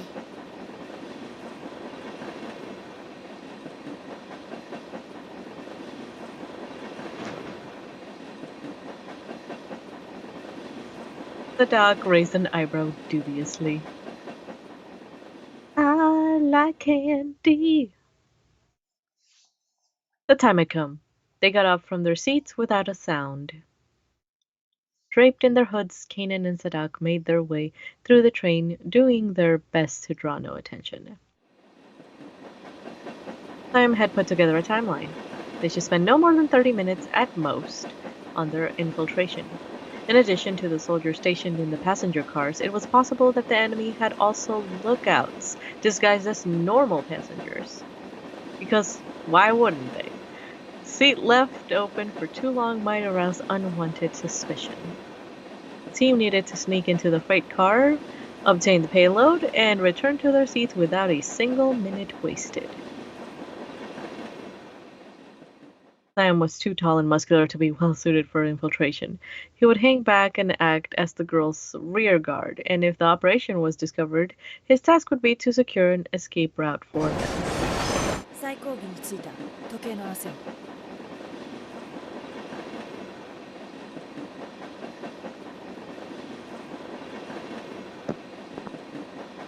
She and Kanan prepared to make their way up to the final place. Yes, despite their clashing personalities, they moved almost like twins as they went about their work.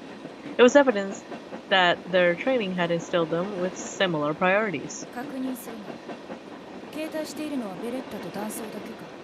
お前こそ銃はそれだけでいいのか。ああ。戦闘になった場合、迎撃はお前に任せる。今回の私の仕事は暗号破りだ。接続用の PC と護身用に一丁あればいい。Both of them were going in with minimal loadout. As a covert agent in enemy territory, that made Kanan uneasy. But then, if a fight did break out here, the mission was already a partial failure. The organization couldn't spare equipment for a team that only needed it if they fouled things up. お嬢さん、ルートの確認は？ルートそのものは問題ない。いいの？これ頭脳労働じゃないよ。専門外だが、その程度のリスクは多す。それなりに経験もある。お前は乗り物酔いはするタイプ？暴れ馬には慣れてるし、動くものから落ちたこともあんまり。上等勇ましいねお嬢さん。ではサーカスの始まりだ。 Choo choo.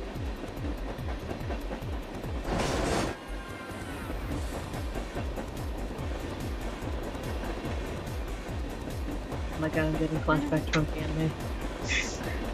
The garb that the two girls wore under their cloaks was quite different from the norm for Middle Eastern women. Aside from the fact that one wore red and the other black, their outfits were rather similar. Both of them had dressed for maximum freedom of movement. 潜入経路に問題がない。行動を開始する。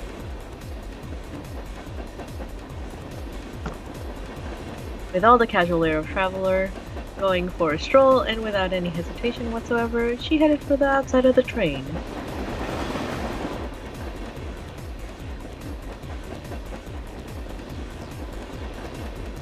No problems call with the infiltration route? We're on the move. The call cut out. From here on, the team would retain radio silence except in cases of emergency. As the girls backed up, Siam had to decide on a course of action. He could try making his way through the inside of the train, heading straight toward the sequestered freight car. It would make him obvious, but that would at least draw the guards' attention onto him for a time. He had no intention of trying to get into the freight car itself. His goal would be simply to draw the guards' eyes. He claimed to be on his way to meet a friend.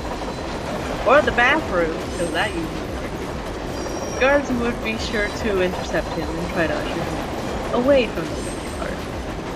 While that was going on, Kanan and Sadat would hopefully be able to sneak inside. But it seemed that wasn't going to be an option. There was no ordinary passengers in the cars where the guards were posted. The thing they were protecting was what Siam thought it was.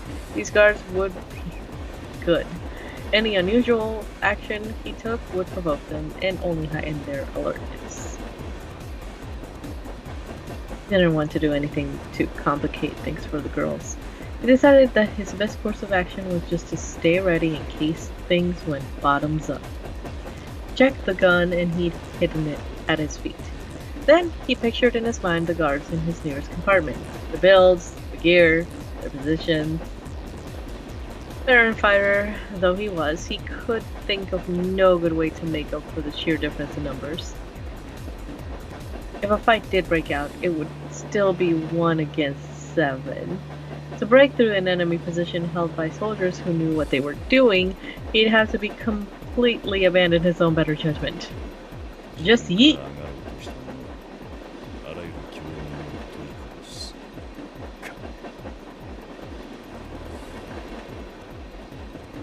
He was reminded of a story he'd been told as a student, a fable involving a board game. Oh my god, I hope it's Hikaru no Go, because that shit slaps! Anyway, life was represented by the board.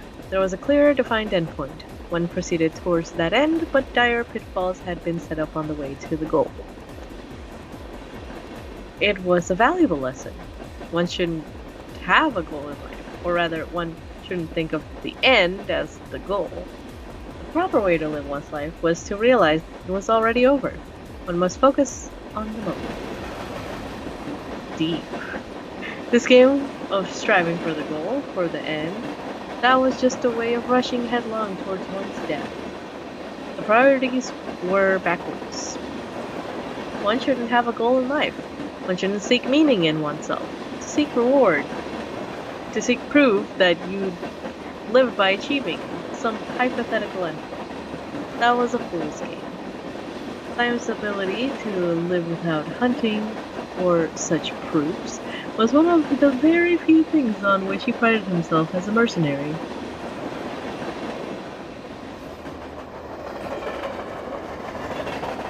Slipping his gun out of its hiding place, Siam narrowed his eyes slightly. Until now, he had been a lone soldier, put to use however his employers deemed necessary. He held no tenets, no options. He acknowledged that he was an instrument of war. He acknowledged that this was an age where such instruments were necessary. How many battlefields had he passed through? He could see no value in trying to sum up such experiences with some complex, ever-shifting philosophy. There were those who would wage war and those who would try to end it, and tools were necessary for both of those ends. That was all the justification a soldier required. Warriors fought, and then they died. There was no room for anything resembling a normal life. That's who they were. Demons, not men. To Siam, to this mercenary, this was a simple fact. His watch showed that 6 minutes had passed. 24 minutes ago. By then, they would all know if they had failed or succeeded. It was too long and yet too short. A gulf of time for him to fill with his own rustling memories. Oh my god, we are going into another flashback. Oh shit! He had been born into an age of enduring conflict. 1948. The first era of the Israeli war, which started with the declaration of the establishment of the State of Israel. In response to the Israeli Declaration of Independence of 1948, the 5 nations of Lebanon, Syria, Transjordan, Iraq, and Egypt, later joined by Saudi Arabia, Yemen, and Morocco, declared war and marched on Palestine. Armistice agreements were signed in 1949, with the ultimately triumphant Israel taking control of most of Palestine. That's a lot. Over 800,000 displaced Arab refugees. The conflict between those who had formed their own nation at the end of their wandering and those who would now never be able to return to those lands. 1956. The tripartite aggression over the Suez Canal. I can read. Any attempts at negotiation or diplomacy were ineffective. The Middle Eastern hegemony shifted into the hands of 2 nations, further deepening the turmoil. In 1956, Egyptian President Gamal Abdel Nasser declared the nationalization of the Suez Canal. Opposing this move, the United Kingdom and France backed Israel in an invasion of the Sinai Peninsula, leading to a violent conflict with Egypt. In 1957, the United States and Soviet Union intervened, arranging a ceasefire. And then, 1964, the Palestinian Liberation Organization was formed to retake his founder's rightful homeland. His homeland. The Palestinian Liberation Organization is an umbrella organization with the goal of the liberation of Palestine from Israeli control, abbreviated PLO. After Yasser Arafat, founder of the PLO's dominating faction, Fatah, became chairman, the organization took on the de facto role of the Palestinian government in exile. The Oslo Records of 1993 saw governance centralized into the interim Palestinian National Authority. Following the death of Arafat in 2004, Mahmoud Abbas assumed the position of the chairman of the PLO, as well as the president of the Palestinian National Authority, the peace process still ongoing. 4 years prior, he'd been born in a region west of the Jordan River. Like the other young men of faith who had thrown themselves into the liberation movement, he too had chosen a path of belief. But his beliefs were too rigid, too severe. He did not know or value compromise. He learned to focus on what he could accomplish as a soldier, and strove to become one of the elite in order to end the fighting as soon as possible. He believed that this was the very best that he could do. The organization he joined in his teens was small, but it had affiliated itself with the PLO and then joined up with the Colonel Gaddafi. Yeah, I almost said Colonel, damn it. The Colonel Gaddafi's camp, which had provided its members the necessary soldiers' education. It's definitely not Colonel Sanders. Come on, we romanced Colonel Sanders. You should know how to say that by now. Right, I was like, damn it. Colonel Gaddafi was the former supreme leader of Libya. Seizing power in a 1969 coup d'etat, he perhaps best known for his radical anti-Western rhetoric during the 1970s and 80s, as well as the rumored backing of the various terrorist groups. In the latter part of his life, his relationship with the West gradually improved. He played a leadership role in the formation of the African Union, AU, in 2002, becoming its chairman in 2009. Gaddafi was deposed and killed in 2011 by rebel forces in the Libyan civil war. Infighting, however, gradually reduced the organization's numbers. He'd used the 82 Lebanon War as his opportunity to temporarily distance himself from the PLO, and had thrown himself instead into fighting in Afghanistan. The Lebanon War in 1982 was a war in which Israeli forces invaded the neighboring country of Lebanon to retaliate against PLO forces present there. PLO leadership moved to Tunisia, and a multinational force was installed in Lebanon, with the United States providing its core constituents. That was when he'd acquired the name Siam. He'd acted as a military instructor for Islamic volunteer soldiers from Thailand. His students had bestowed upon him the former name of their kingdom. When the Soviet Union invaded Afghanistan in 1979, Muslims from all over the world joined up as volunteer soldiers to fight the Soviets in the name of jihad. After the withdrawal of Soviet forces, these volunteer soldiers did not completely lose ties with one another. Some of them went on to form international networks such as Al-Qaeda.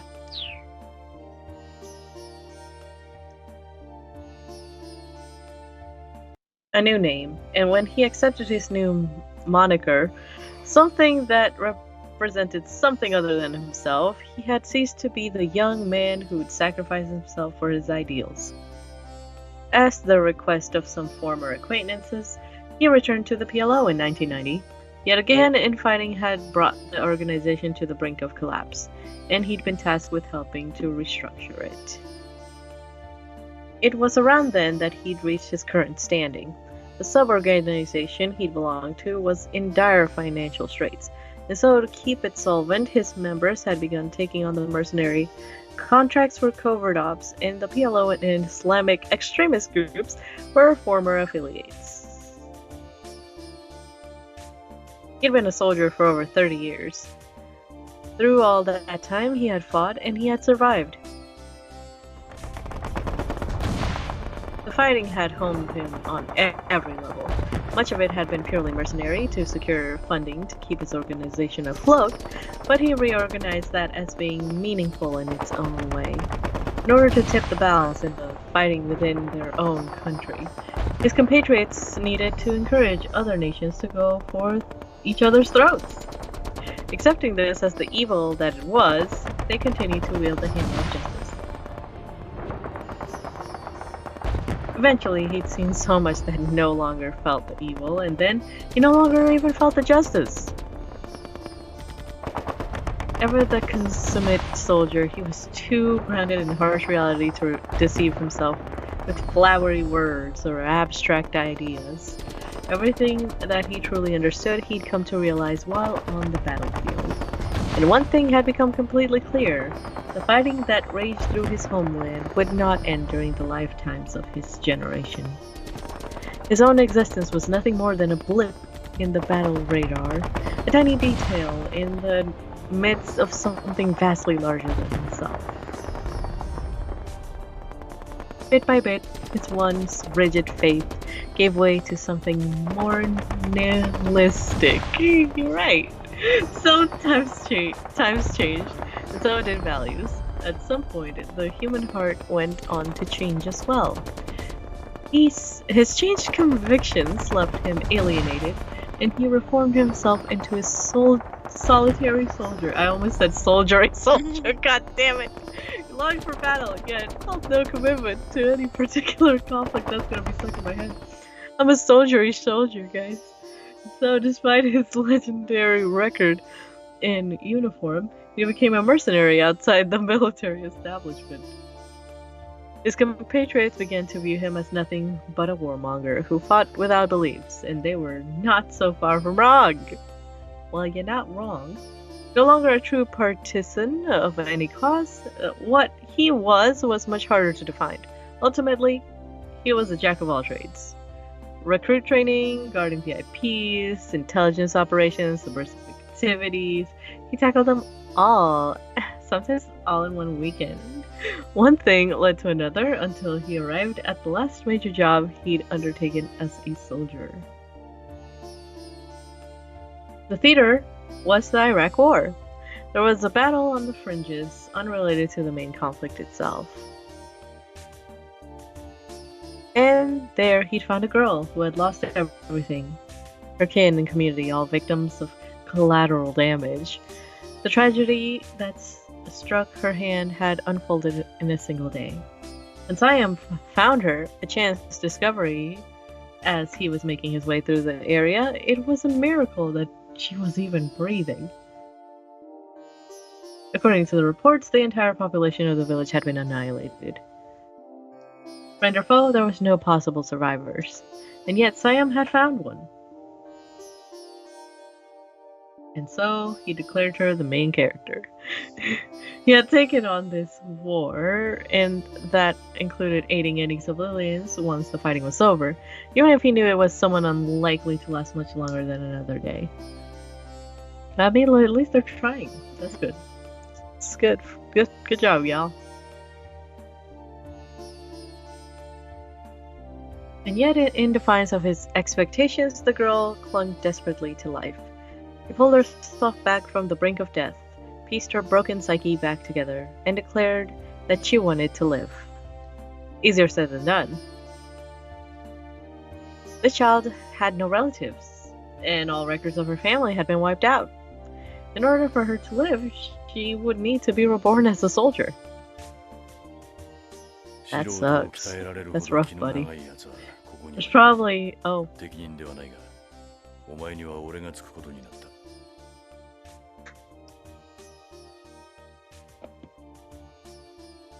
Perhaps because something fascinated him about his new responsibility, he took on the task.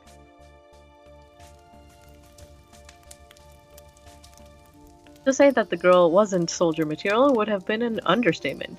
On a scale of 1 to 10, she was less than a 0. Wow! Personality was an issue. She was whimsical, unable to keep her emotions in check, and incapable of working as part of a cohesive unit. Her general knowledge and awareness of local customs was also sadly lacking. She could read and write, but there was something fundamentally broken about how she processed information. She called the sun blue.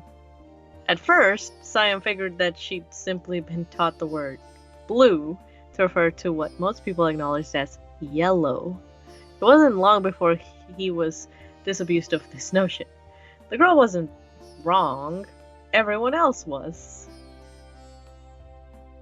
The things she'd said weren't untrue from her perspective. To her, the sun did look blue. She was still able to distinguish the color yellow from the color blue, the same as anyone else. But she had a very peculiar condition, very rare, but known to humankind for centuries. Synesthesia. This is not how synesthesia works, in case anyone was interested. You have synesthesia. I do actually have synesthesia, yes. I have word to color synesthesia, so. Oh, snap. We shall get a synesthesia lesson from you. She was just like us, except in how she perceived the world. Words just would come to her as shapes, sounds, as smells, moods, as colors. It had isolated her within her own village, and thereby saved her life. That isolation was also why she had no initial aptitude for soldiering. She struggled to work within an organization, as those around her struggled to understand how she operated in a group environment. Sam had no doubt she was the only soldier he'd ever trained who could make eye contact with another person and instantly understand where they all fell short, and what she could do to make up for it. Running her in a standard squad was almost impossibly difficult. Sam soon found that he often needed to give his new novice his undivided attention.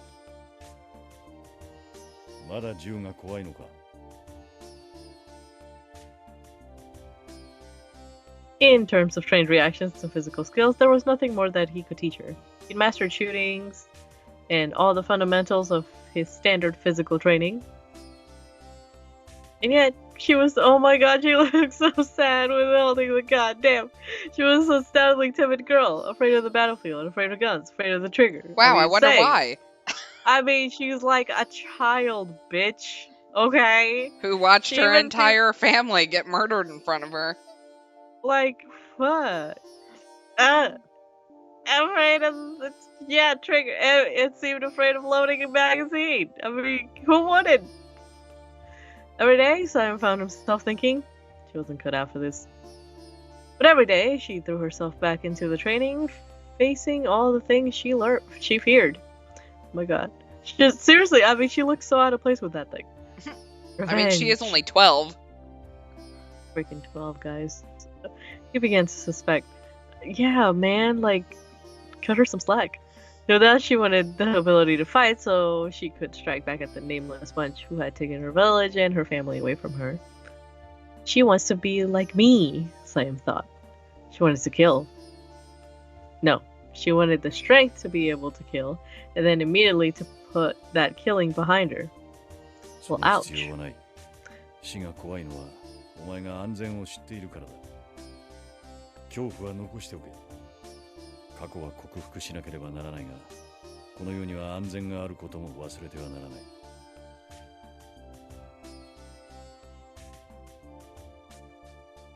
He was still a respectable human being, not a soldier. He and she were cut from different cloth. Realizing that made him wonder if there was anything he could truly teach her. 当たり前のことを守れ。射撃の基本はそれだけだ。有効射程外からは撃つな。先に引き金を引け。以上だ。覚えるのは簡単だが行うのは難しい。自分なりに工夫しろ。それともう一つ。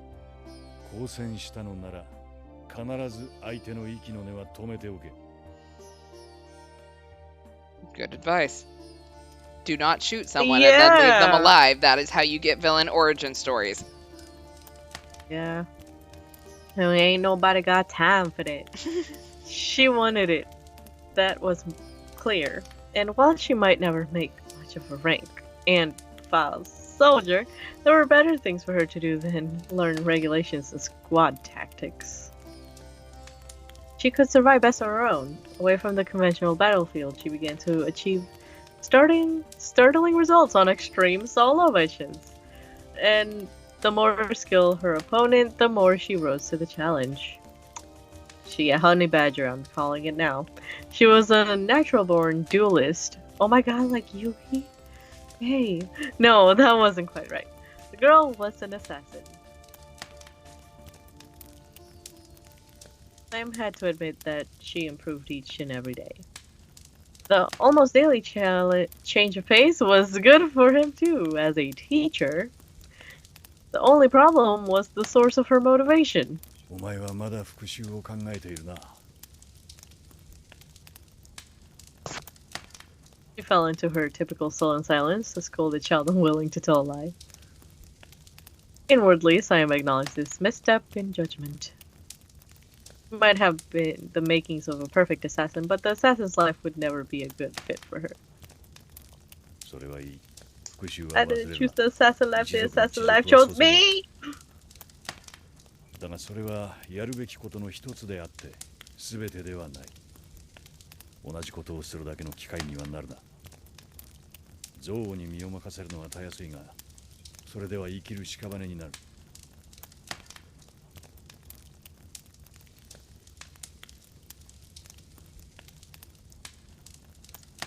Maybe there were no more physical skills to teach her. But he still needed to give this girl the mental training as a warrior required to survive. Wow. 覚えておけ。憎しみに憎しみで当たっては意味がかな。憎しみには義務で当たらなければ救われない。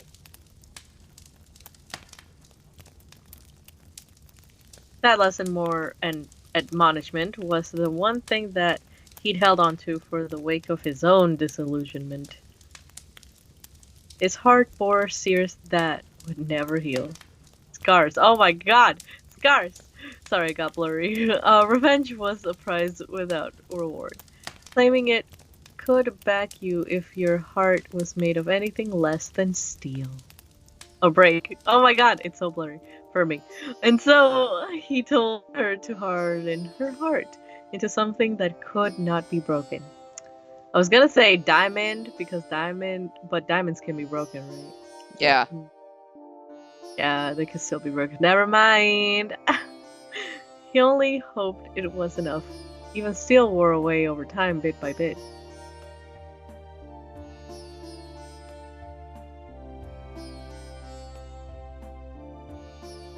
A year had passed since then, a year that felt like a day.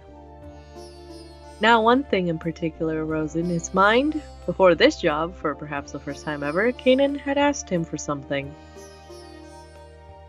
She wanted a tattoo just like his. He had no choice but to agree. Because yeah, that's what we give children now as a present, a tattoo. Yay! There's still been one day to go before the job, so he'd gotten it done on location before boarding the train. This too, the snake, represented bad luck and loneliness to the locals. She didn't care. Just wanted to look cool. She saw it as a kindred spirit, a creature driven by the same nothingness that fueled herself in Siam. The timid girl and the black snake. If he gave himself over to sentiment, he might have said that the black snake looked somewhat uncomfortable there, coiled on his arm of this girl bent on survival.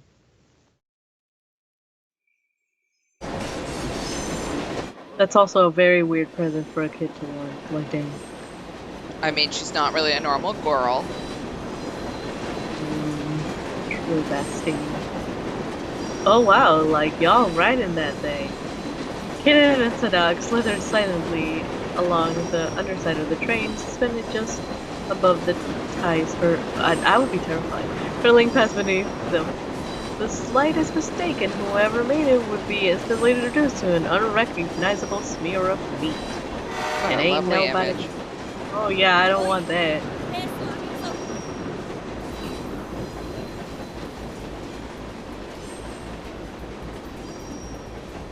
Look how done she is. She was taking point. Kanan silently complied. She concealed her foul mood, but not so well that Sadak couldn't say it. Clearly, she didn't like their chosen route. そっちよりはマシだけど、お前は嘘ばっかりだ。こんなの全然サーカスじゃない。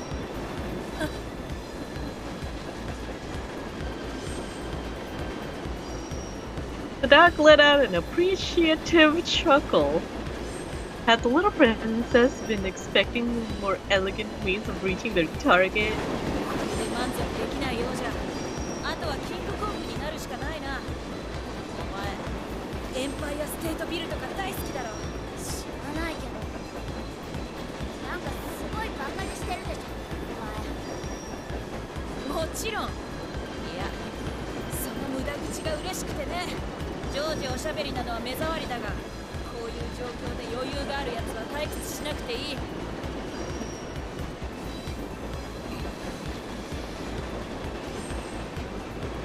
Kanan furrowed her brow. She might not ever find it in herself to like Sadak, but it did seem they shared a very quirky sense of humor. Quirky! The doors of the freight car were shut with combination locks. It seemed like an outdated technology for protecting the classified material the car was carrying. Evidently, the enemy had been forced to make use of what they had available.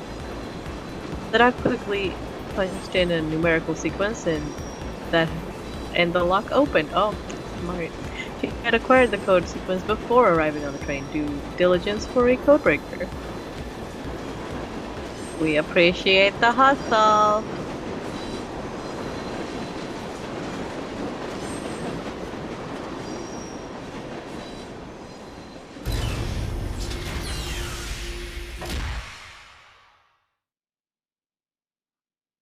なんだ、守りは扉のロックだけか。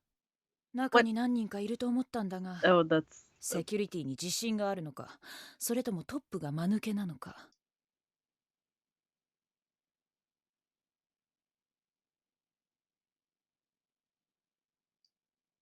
The break-in had been disappointingly easy. They survived the freight car's interior, still anticipating the further challenge.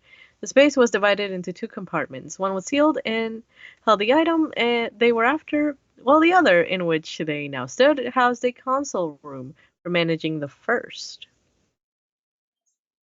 監視窓から確認できるな。目的はあれだ。物自体は小さい。もともとはフォートデトリック製のものだよ。それを秘密裏にイラク派遣された米軍生物戦実験部隊からイスラエル側のモサドが受け取ったんだそうだ。Fort Detrick is a United States Army installation in Frederick, Maryland. The 5 square kilometer grounds are dotted with various biological and medical research and development facilities. The name is sometimes used to refer specifically to the U.S. Army Medical Research Institute of Infectious Diseases, USAMRID, maybe. A key institution. Yeah. A key institution in U.S. efforts to protect against naturally occurring microbes and diseases as well as biological weapons. 話によると、最終的にはケース台のものに収納されたということだが。That briefcases again. じゃあ、このドアを壊して、あのケースも壊す？壊さないよう私が呼びつけられたんだが、こいつを運び込んだスタッフのように、さも普通に中に入り、ケースを開け、誰に咎められることもなく運び出すのが理想だ。ああ、お前は休んでいていい。そっちの仕事は護衛がいた時の梅雨払いだからな。ここからは私の領分だ。領分って？いや、持参している。しかしなんだな。予想以上に頭が痛い。この無造作に放り出されたケーブル、何の笑い話だ。どうやって入るか楽しみにしていた私がバカみたいだ。どこぞのネットカフェかここは。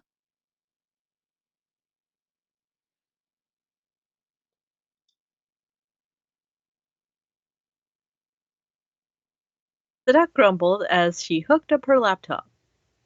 The security here were laughable even considering how much of a rush the enemy had been in to arrange the weapon transfer. It looked like she'd need to do a little more than put the password the sheik had given her in the terminal. まったく、なんて危機感のなさだ。信じられない。それでもイスラエルの人間か？おい、名誉のために言っておくが、イスラエルの IT 技術者は優秀なんだぜ。なんだってこんなバカどもと取引するんだ米軍は。まさか同じレベルのアホなのか？うるさいな。お前ペンティアム M とか大好きだろ。Pentium M is a CPU released by the Intel Corporation, originally developed in Israel. Its design focused on power conservation for use in laptop computers. Its compact size and brand appeal making it popular in many countries, including Japan. 嫌いなものか。イスラエルの技術者は世界で一番クールだ。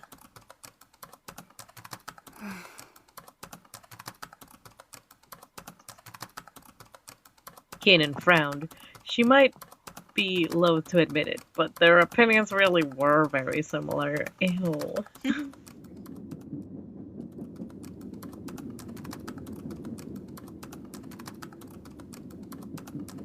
The PC booted up. Stack logged into the terminal and entered the password. She worked with a skill in alacrity? Alacrity, yeah. Yeah, I was like, what? Alacrity? No, alacrity! That would have made any cookmaker proud. ハッキングなんてものは参加した時点で終わっているようなものだ。その場で暗号を破るなんて職業がまかり通ったのは、大昔的に言ってソーシャルハッキングに勝るセキュリティ解除はない。ソーシャルハッキングってなんだ？ああ、探偵のようなものだよ。PC の知識、プログラムテクニック以外の手段で情報を手に入れることだ。セキュリティに関して一番詳しいのは当事者だからな。交渉、内定、果てはゴミ漁りまでやる。今回こいつのセキュリティに関わっていたのは3人だけだったからな。まあ楽な方だ。通常はこのレベルの機密なら10人以上の関係者全員からキーを取らないと難しいと。おい、さっきのあれよこせ。口寂しくなってきた。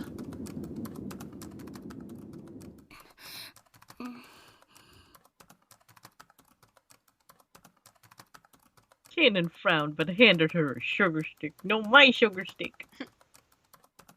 Oh, she looks so sad. Oh no, you made her sad. For Kanan. 66 for days. じゃあ暗号破りっていうのは名前だけ？私みたいにその場で答えだけ探すってことじゃないの？何の話だそれは。私が言っているのは単に人間の方がハックしやすいって話だ。そりゃ答えそのものを手に入れるのが理想だが、まずありえない。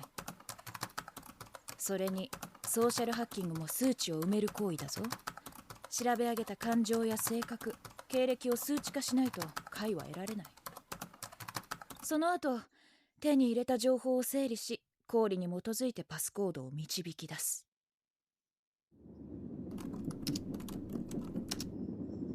She unlocked the third layer of security and she spoke. There was the access password, an infrared scanner lock, and the lock linked up to the wheels of the train that prevented the compartment door from being opened while the train was in motion. よし、終わりだ。こいつはまだ試作品だからな。一研究員の個人名でログインできる。あとは研究リーダーのアカウントで管理者権限を。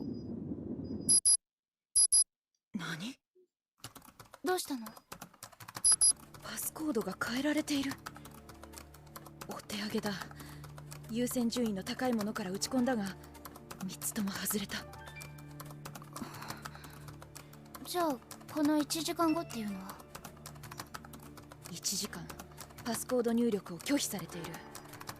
残った手持ちのコードに正解があるとしても入力そのものができなくなった。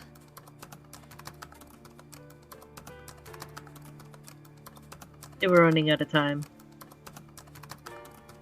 Already 15 minutes had passed since they begun the operation, allowing for 5 minutes to get back to Siam's car. They only had 10 minutes or so left to work. Oh shit. 積み込む前に気まぐれでコードを変えたな。管理がずさんなら予定もずさんか。聞いてないぞそんな話は。珍しく感情的だね。そうだな。パスによるアクセスはできないとなるとロックを解除する信号を直接送るしかないが、それこそありえない。信号自体は暗号化された上でプログラムに収納されているが、その数値から信号を拾い上げるのは不可能だ。それプログラム自体は開けられる？可能だが意味がない。いいから。 Did you try plugging it in and unplugging it? Yeah, that's not gonna work on this. Damn it. わかったか。Look, it's binary. この数値の中から信号を拾い上げる 0 1 0 1 0 1 0 1 0 1 0. 時間さえあれば可能だ。 This is what happens if you decompile code.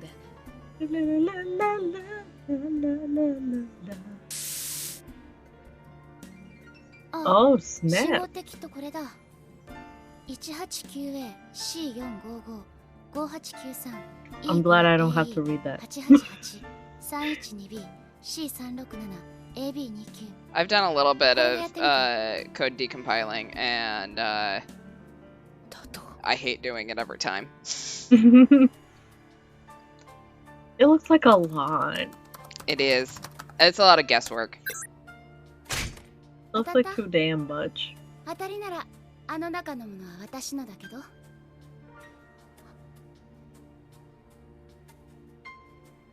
The doc swallowed wordlessly. She could have been happy. The first stage of her job was finished after all. Still, 共感覚。お前がそう呼ばれる人間なのは資料で読んだ。今のはつまりそういうことか。別に珍しいものじゃない。単に文字に色がついて見えるだけの話。目とか耳とかが一緒なだけだよ。それで済ませる話か。私の認識が甘かったようだ。今のお前の行為は直感だけに頼ったものだな。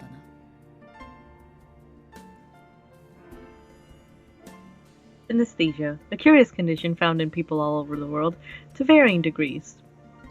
It was defined by the tendency to experience the stimulation of one sense with additional perceptions in one or more of the other senses.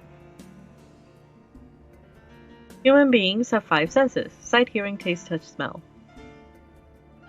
People who process 2 or more of these individual senses simultaneously are known as synesthetes? Synesthetics? Synesthetes. Yeah! Letters could have colors. Sounds might have shapes. A word might taste sweet or sour. There were many variations, each a unique way to perceive the world. The condition was not generally an impairment. A letter's color could have real meaning. There was a reason that each sound had its particular shape. Synesthetes picked up on this additional sensory information not intellectually but intuitively. It went beyond vision and hearing simply working as a combined sense. It even created a new form of perception in its own right. The senses themselves didn't literally fuse into one, of course. For a synesthete, the 5 senses could complement each other reciprocally. For instance, a visual information might also be processed as sound and then combined with direct auditory input. Visual cues that were also seen through the other senses could radically increase the seer's ability to comprehend what they were perceiving. A typical image of a page surface is a good example. The ordinary person perceives such an image solely through the sense of sight. A single input, a single level of perception. A synesthete, however, might perceive the same image with 1 or more additional senses as well. Information obtained this way is analyzed by the brain, the secondary perceptions complementing and deepening the information provided by the primary sense. The human brain, however, cannot fully grasp such perceptions on a logical level. In the end, the beneficiary of such experiences simply knows what has been perceived without knowing the reason why. It is akin to the experiences of a newborn child. The child has not learned language and it struggles to grasp its mother's intent when she speaks. An entity without intellect exerts all of its physical self to learn of its surroundings. The nascent brain has not yet separated the language cortex and the visual cortex. In an infant, both functions as the same thing. Once those features have become separate, knowledge as well as we know is first come. But yes, the last Comes into play. Organization comes into play. The organization of knowledge is different in weakness, and the cerebral cortex, efficiently reduces certain burdens on the brain, but at the cost of reducing sensory acuity. Seeing the that's a big ass picture. Seeing the big picture, understanding the details simply by feeling. Not following an ordered thought process, but arriving at its conclusion into a single step. That's like a big-ass iris. Such possibilities might include picking out the meaning of a sequence of digits that appear meaningless at first glance. For one who did not know intellectually what was part of a tree, what the leaves, and what part of the trunk, it would still be possible to tell them apart based on the different colors, their different shapes. It's an eyeball. The simplification of things, the condensation of stories, instinctually understanding solutions without having to follow some process of derivation. This was how a synesthete like Kanan perceived the world. So even if you don't know, is that 色や形でそれが何であるかを読み取れると。文章全体を見れば、どれが必要なもので、どれが不要なものかぐらいはわかる。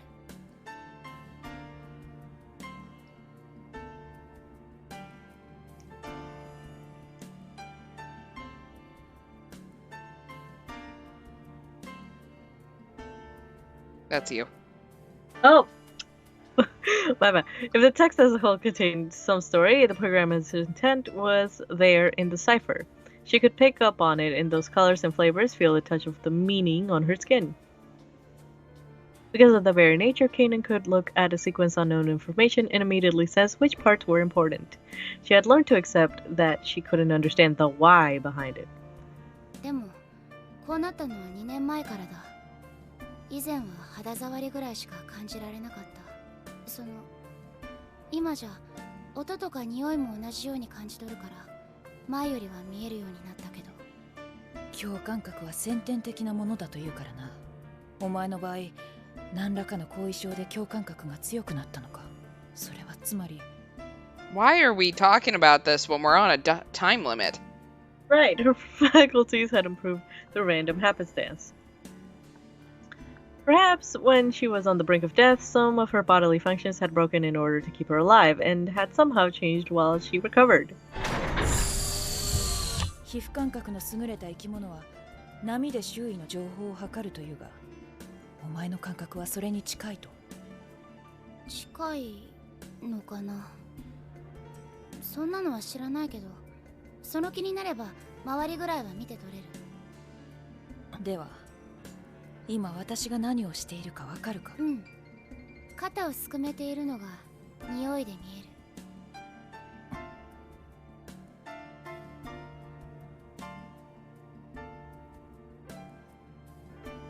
That's you. Oh. I can see the scent, Sadak thought, so that's what using your whole body to perceive things is like. This girl had eyes pointing in every direction. She was a veritable sensory prodigy. She had no blind spots. Her ears and nose and her tactile sensations saw on every side at once. 確固たる直感。人間が知識という武器の代わりに失った第六感という才能。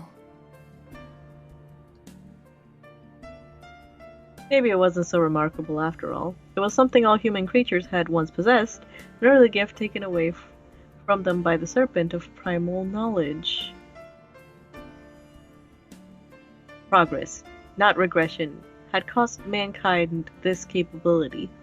Sometimes true evolution necessitated, the loss of some superior power in order for a species to thrive. Humans had grown more complex through language, culture, and thought, and the only creatures on Earth to distance themselves from their animal nature. True, bestie. And what was it they'd lost? The trick of knowing only answers at a look? To perceive an answer without thinking? That was nothing more than the abandonment of thought. ああ、まるで原始人だ。Sadak smirked inwardly at the thought. This girl was such a simple creature. No wonder Siam said she had dulled from having to deal with this. 定か、そちらの進行は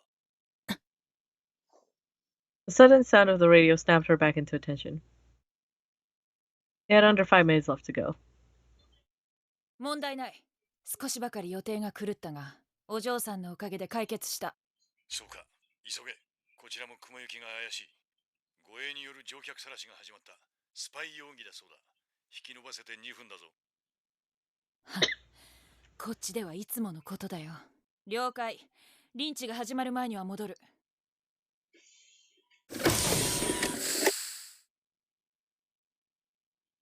やはり携帯できる形だったな。She stared at the briefcase-like container in the open compartment. お嬢さん、かさばるがそのケースごと運んでくれ。ああ、決して開けるなよ。万が一ということもある。下手をすれば、ここら一帯死の土地だ。なんだって。シャム、聞き忘れてた。今回の獲物は何？現在最も小さく凶悪な兵器の一つだ。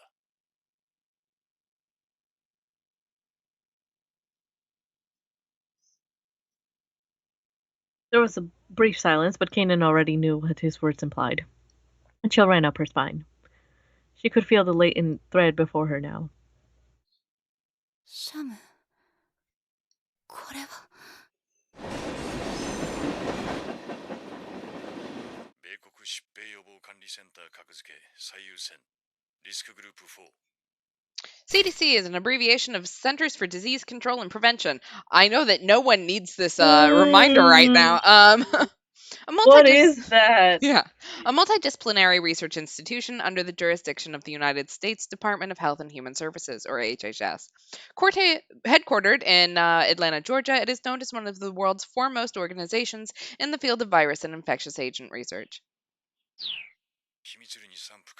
We haven't heard from them before. その遺伝子を組み換え、兵器としての運用効率を高めたウーアプロトの奪還が今回の目的だ。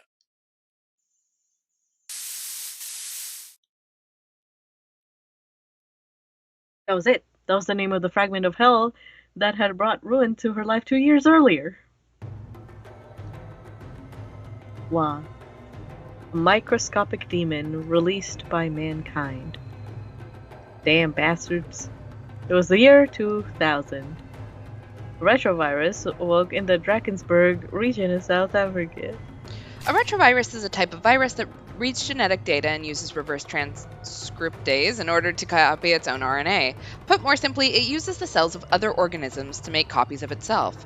Because the retrovirus genome is made of RNA, retroviruses are thought to be more unstable and prone to sudden mutations than DNA viruses. Drakensberg is a mountain range in South Africa that takes its name from the Afrikaans word for the mountains of dragons, part of the range that forms the national border of the Kingdom of Lesotho. The highest peak, at 3,842 miles, is Tabana Litania, which means beautiful little mountain in the Sesotho language. That was a scary word right there. It was. I was scared. Deforestation carried out in the name of advancing national development unleashed the pathogen upon the land, rapidly infecting a local village. The virus's combination of a high lethality rate and a high infection rate wiped out the entire village in a matter of days. The South African government carried out a radical sterilization procedures, burning down the forest in several kilometer radius. Luckily, the virus was still vulnerable and the sterilization effort proved successful. Until 3 years later, when agents from another nation collected samples of the virus from the same woodlands and began research on military applications. They improved the virus and successfully created a weaponized prototype. Why? The demon awoke, damn it! They chose the village, already engulfed in the flames of war, as a test of bitch! Under the cover of the conflict in Iraq, damn it! The weapon makers carried out their experiment. Wow, I hope the virus was unleashed and the village vanished. Of course it did. The lethality rate was over 90%. The infection rate and survivability of the pathogen both exceptionally high. This was a tiny demon, invisible to the naked eye, and they had taken everything from the young girl called Kanan. Damn!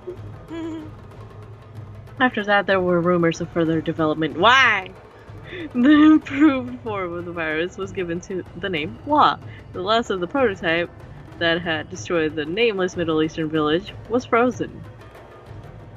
Yes, frozen. Let it go. Not disposed of, not eradicated. The weapon was difficult to use, but those who possessed it still felt that there was value even in the inferior prototype. Furthermore, it represented a great deal of research money, which meant whoever it might be, should a buyer emerge, they would sell. No! Kanan had no words. What was this thing here now? She felt nothing, no grief, rage, or despair. She simply thought calmly, someone is still alive who is willing to use this weapon. That includes the soldiers who are here to protect it. Therefore, they must die.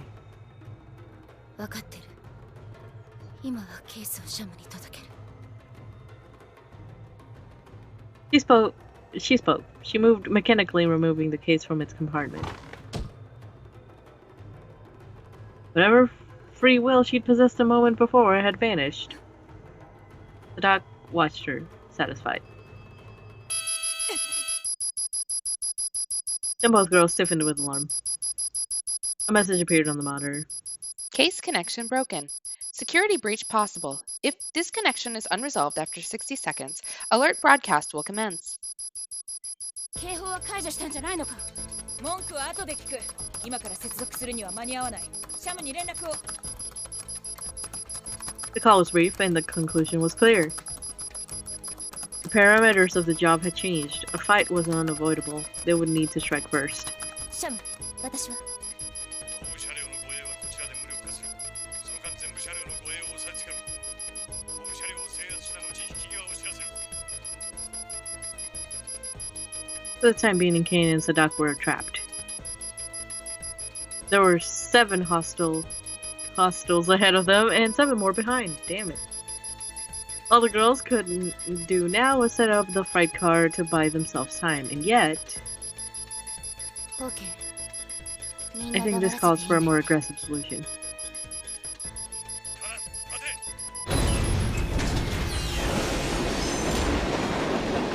She cut the connection. Her eyes gleamed with menace. This was no time for hesitation. This was time for battle!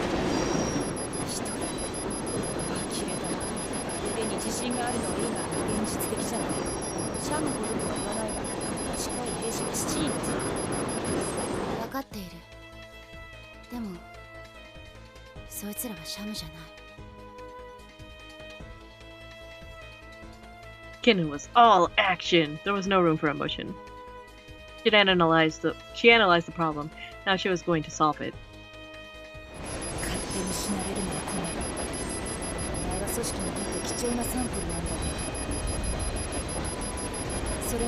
Never mind, what does that mean? It was clear that the conversation wasn't going to be a thing right now. The gleam in Kinnan's eyes were sort of a beast on the hunt.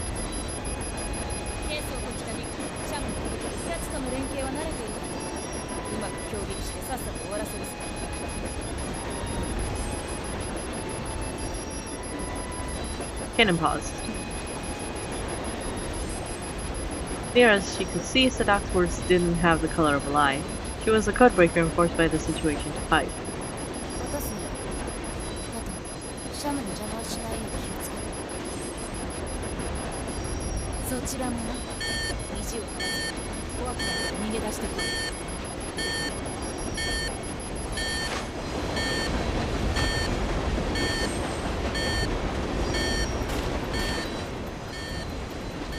You can smell combat. The sound of the wheels and the color of the wind were now both a frigid blue. Honestly, Kanan muttered to herself. Is she talking? Yes, she was. Sadak's color bothered her far more than that of a forthcoming slaughter. Oh shit, here we go, guys.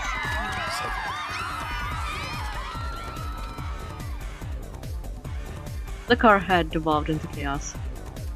Guards barked out orders forbidding anyone to leave their seats. They brandished their guns, and they interrogated one traveler after another. The passengers were quaking in fear. While the train was passing through a country, the local government held police authority on board. The soldiers bullying the passengers were Jordanian. Sam could tell, having come aboard during a freight car rearrangement. He counted them, 14 hostiles. It was only a matter of time before they realized that Kanan and Sadak were no longer in their seats. Guess it's time to get started. Yes, I have let out a sigh of resignation! He didn't say it for some reason, so I said it. That's weird.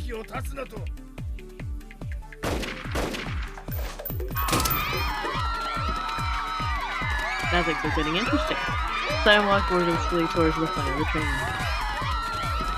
It was clear that wherever they went, death would follow. The other passengers scrambled towards the back of the car. No chance for another surprise attack this time. These soldiers were already ready for combat. They'd pull the trigger as soon as they had a target. It was 1 against 6 now. If he played this by the book, Siam wouldn't stand a chance. Rule 1 was always shoot from the cover.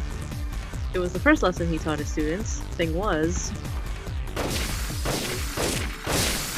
oh shit. Rules were made to be broken. Bitch really went for it. So much for playing it by the book. Fastening the top button of his custom bulletproof coat, he strode forward. I am a wall. Walls feel no pain. Okay, Mr. Wall. He opened the door. Bullets ricocheted all around. He cased his enemies, assessed their firepower. He might get injured, but he was confident he wouldn't go down. Get you now, motherfucker. Right now, there was only 2 guards in the dining car. Time to improvise. Whoosh. Barging into a diner like this, a dinner, wow. Where are my manners? The innards were hurting, his bones creaked, but he fought to keep his aim steady. He had some internal bleeding, but nothing he couldn't power through. I mean, yeah, girl. Same. He took another step forward. Recklessly maybe, but if he didn't deal with this before reinforcements came, well, no point in worrying about that now. Not when there were people left to kill. And just like that, he was down to 3. Worse was yet to come, and his body couldn't bear the blunt of his still Siam was unafraid.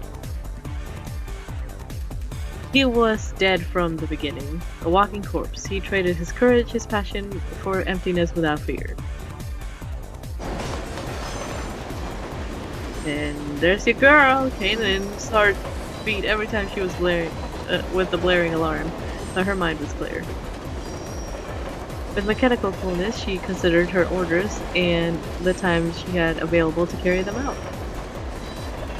She inferred the positions of her 7 targets, assessed the potential for a strategy that could overcome 7-1 odds, and picked them her moment. This she did by instinct. Kanan didn't need to think. She let the hard soles of her shoes slap down on the floor of the train car as she ran. That should get their attention. Up jump! Woo! Oh shit, no!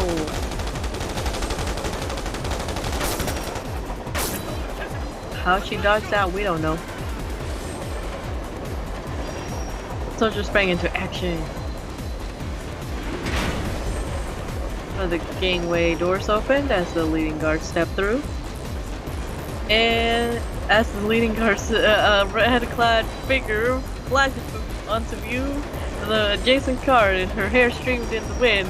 The train raced along 80 kilometers an hour. Woo! And she kicked their ass. A lot. Yep, there she is. Doing her thing. You go, Kanan. She fired twice. The trigger control was flawless, aided by the lightweight side and the short recoil operation of the Beretta. One instant, 2 targets right between the eyes. Trigger control is a shooter's ability to precisely manipulate a firearm's trigger. Although ostensibly a simple movement, it takes considerable skill to break a shot cleanly and quickly reset for a follow-up shot. Good technique is essential for shooting accurately at speed. Short recoil operation is the type of operating system used in most auto-loading pistols, as well as some machine guns. The mechanism uses recoil generated by the weapon's firing to quickly load the next round into position, as illustrated by this. Ka-chow! It should have been 3. The strike should have worked.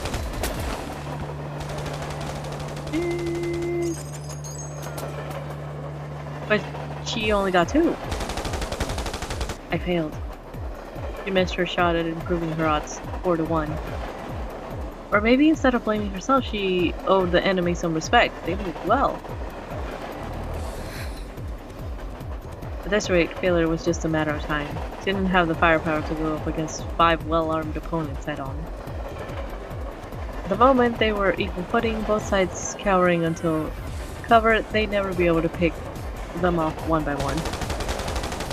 But sooner than later, the soldiers would realize this, and they could lay enough suppressive fire to force her to stay down while some rushed her position. And if she tried to rush them instead, the instant she emerged from behind her seat, she'd fall victim to a hail of bullets. Yeah, she's not wearing a bulletproof vest like the other guy. Kanan sighed. For the moment, it was a stalemate. She couldn't see her enemy, and they couldn't see her. But then she heard one of the soldiers.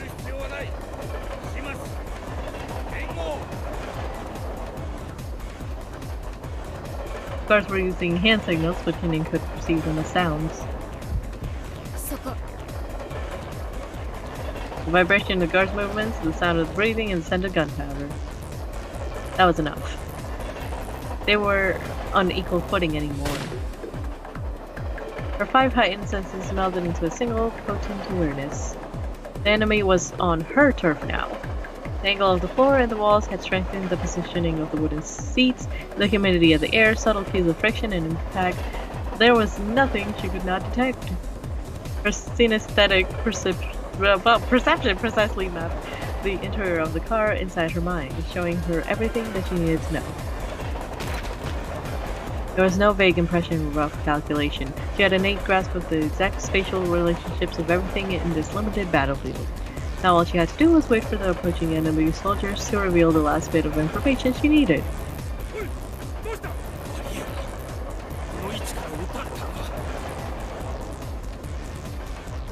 You could feel the guard's confusions.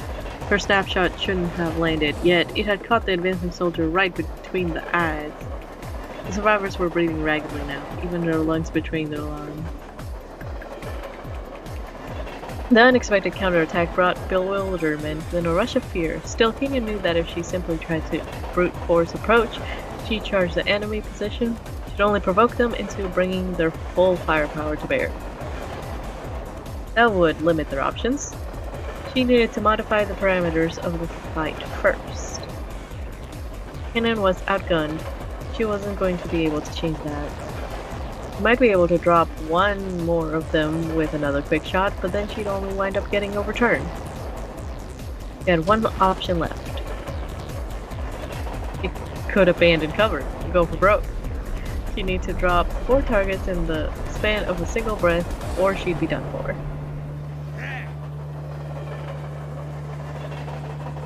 Oh no, had that raspy laugh been hers or the enemy's? The guard's leader took an aim at Kenan's forehead, his finger on the trigger. She picked up the dead man's gun, not for ammo. To carry out the plan she'd envisioned, she had needed something more than her Beretta.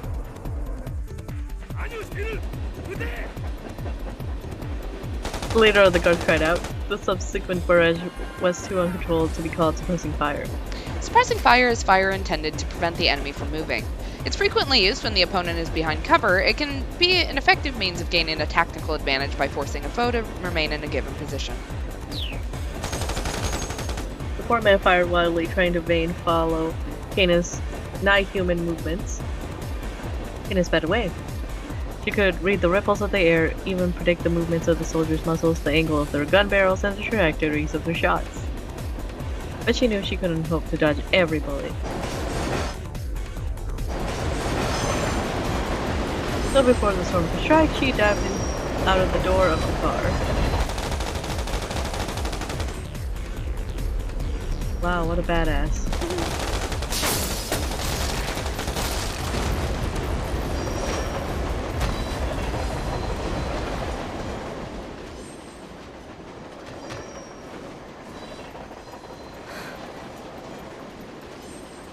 You. She let out a soft sigh as her combined senses became distinct once more. She needed to neutralize 4 targets in the span of a single breath. And that was precisely what she'd done. Damn, girl. See, look at that. She said, now that's what I call a circus. Aha. She landed with a flourish back inside the train car. How you do that, girl? How you did it? She had cleared all the soldiers stationed in the forward compartment. They successfully recovered the payload and wiped out the enemy force. Now her task was to evacuate ASAP. She wanted to check in with Siam, but knew she couldn't risk breaking into silence without knowing the situation on his end. He probably doesn't need me to bail him out anyway. She wanted to rush to him, but knew Siam would be disappointing in her if she did. And now she'd made it forward to the secure freight compartment. Doubling back to the rear of the train only to have come forward again would be a waste of time. Maybe I should head back to the engine and stop the train. With their cover blown, they certainly couldn't go to Amman. She and Siam would need to get off the train en route and conceal her whereabouts. Probably the sooner the better. So that's why you take over the No, the scent shifted. He heard sharp footsteps. He spun around, ready to fire. There was a rustling of clothes and a new sensation crashed against her skin.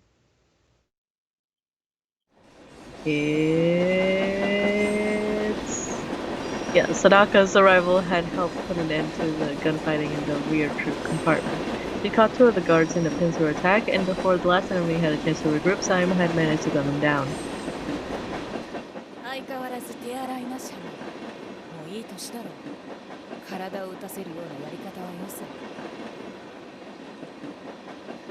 Sadak strolled over to him. Only after confirming that all the guards had been neutralized did Saima finally let his mindset from combat readiness to simple high alert.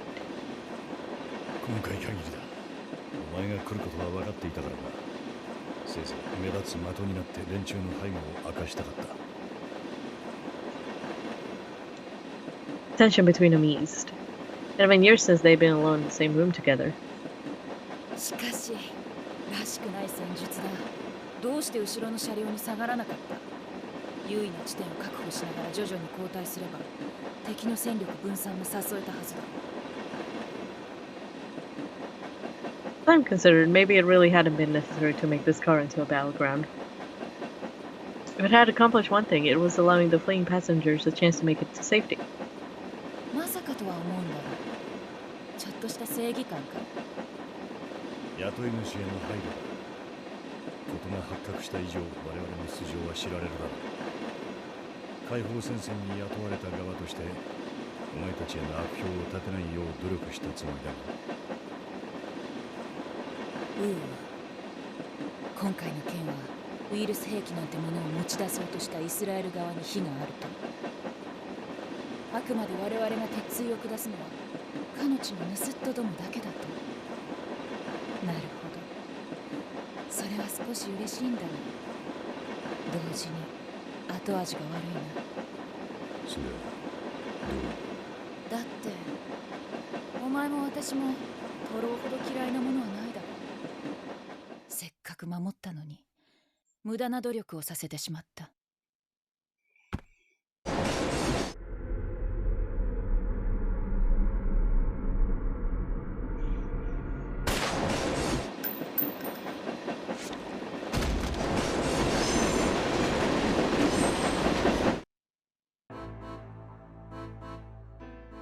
さて、2つ断っておくよ、シャム。1つはケースを譲ってもらうこと。1つは1人残らず消えてもらうことだ。目撃者も当事者もまとめて掃除させてもらう。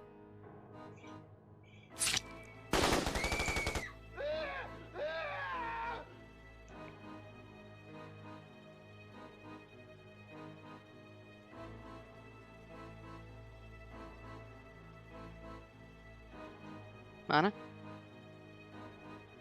Gunfire had screamed echoes from the back of the train. Someone was mercilessly gunning down the passengers who'd fled there for safety. The Liberation Front was only sent to covert operatives. They brought more. That's who you're hearing going to work back there. And after you risk yourself to protect those people too.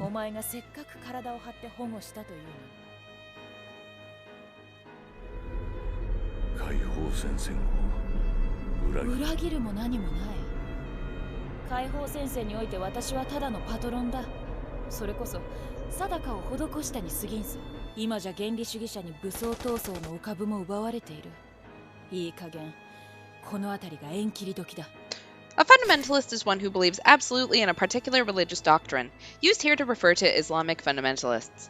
These include radical anti-American and anti-Israeli factions who have repeatedly come into armed conflict with the Israeli military.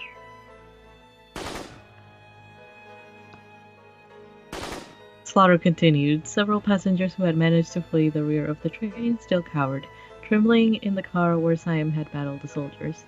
Survival that would take an ironic turn when the butchers doing the work farther down the train reached this car.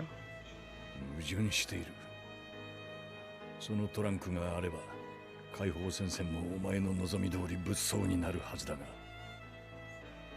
その通り。これがパレスチナ側に渡ればイスラエル側も黙ってはいまい。だが戦力に劣るお前たちは最終的にこいつの封を開けるだろう。そうなっては困る。何しろ米軍にこいつを払い下げさせたのは私だからな。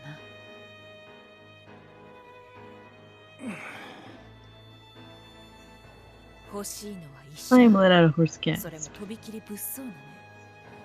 しばらくするとこんな噂が流れる。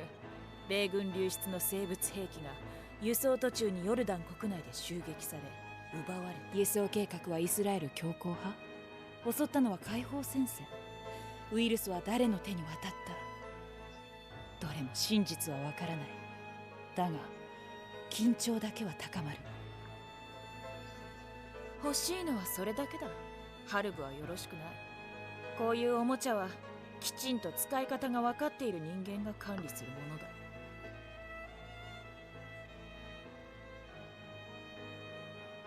This was all a political farce, and an especially poor one at that. Neither side was transporting the weapon, nor the side attempting to steal it would know where it had gone. Suspicion would beget suspicion, plunging the Middle East further into chaos. イスラエル側はこの件を知らないのか。ウーアの試作品の取引は強硬派の独断か。ああ、イスラエル側の総意じゃない。隅に追いやられつつある老人の悪あがきだ。今頃は連中も大慌てだろう。身内が何の相談もせず自分たちの家に致命的な毒を運び込もうとしているんだ。まあその老人にとってはこれもイスラエルのための善意なんだろうがな。お前の口癖通り信念というのは実に迷惑だよ。Liam felt a dark cloud pass behind his eyes. His operation had been doomed to failure from the start. The Liberation Front had been played like an ode? Oh. I think it's ood. Ood? People had been handed the information they wanted, like they wanted it after that. Greed and anticipation had ensured that they acted predictably. Seeking only chaos and confusion, the instigator had used one of the oldest tricks in the book. An instigator is one who controls and dispenses information in order to achieve political or military goals. As skillfully executed agitation can sometimes be more effective than deploying a major force, both military and political organizations around the world regularly employ such methods. そして俺たちが死ねば解放戦線も奪還に失敗したと判断するか。お前こそらしくない。そんな必要はないだろう。対立を煽るバカな。今さら第三者が油を注がずともこの地の火は消えん。そうだな。この程度のコントロールは私が手を下すまでもないんだが、今回は他にも理由があった。ウーアの管理とお前の始末だ。お互い因縁だな、シャム。お前には2年前ウーアの実験を阻止できなかった負い目がある。ウーアの輸送が行われるとすれば必ず食いついてくると分かっていた。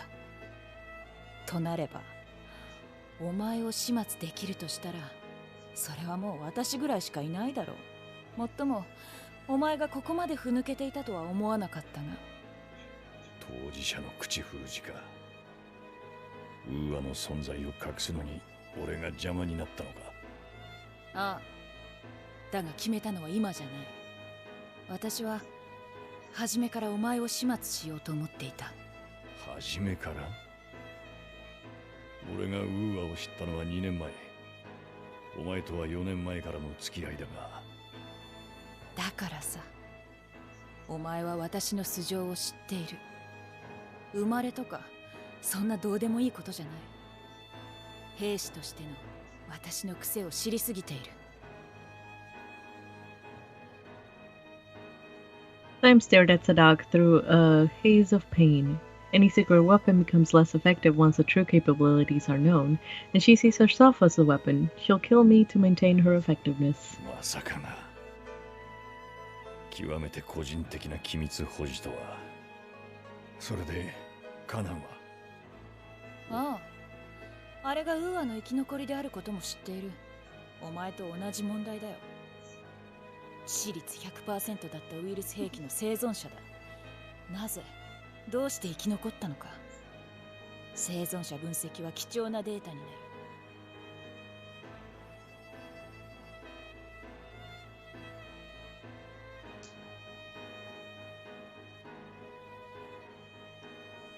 When she had first arrived on the train, Sadak had something cryptic about looking into personnel and looking into a flaw with a weapon. Now it was clear that what she'd meant was that she wanted to gather information about the Wa survivor and how the weapon had affected her. From the start, this job had been about nothing more than getting the most she could out of Wa. ウーアを利用する者として唯一の生存者を直接確認したかったと。本当にそれだけか。それ以外に理由はない。サンプルとして生きたまま捉えたかったが、あれはもういい。少しばかり特殊すぎる。扱いやすいサンプルとは言えないし、憎しみに駆られて今頃は無駄死にだ。後部車両の処理完了しました。こちらの処理が済み次第。少し待て。機関部の同志との合流が遅れている。ヘリに連絡は入れておけ。The sound of gunfire told of more passengers being cut down. ヘリだと。ああ、何しろこの列車はじき脱線するからな。その後歩いて帰るわけにもいかんだろう。イスラエル側も無能じゃない。撤収は早いだけいい。She'd been very thorough. In all likelihood, she planted explosives further along the tracks. That would have been much simpler than tampering with the train directly. The crash might not completely destroy the train, but it would be enough to eliminate any remaining passengers. If the engine wasn't stopped before it was derailed, there would be no hope of saving anyone who remained alive on board. ウーアに手を出した者とそれを奪った俺たちと列車に居合わせた人間は一人残らず死亡する。だがやり通せるか。まさかあの小娘に期待しているのか。 The duck sneered. It was crueler, colder expression than any Slime had seen before. まるで使えない。少しは見込みがあると思ったが、あんなのは論外だ。ウーアへの憎しみで我をなくし、自らの性能を誤った。がっかりだ。お前の手腕も地に落ちたな。それは違う。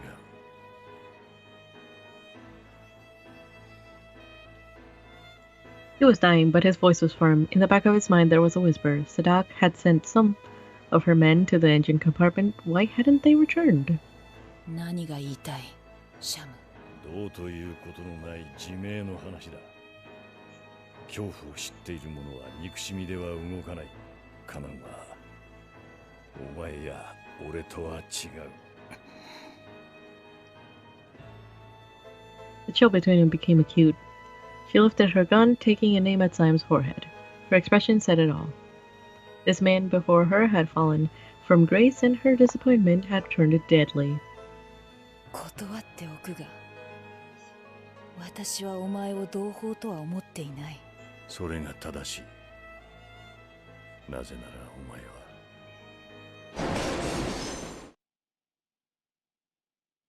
For one fleeting moment, their cold connection was renewed. He spoke. She listened, saying nothing as she had often done so long ago.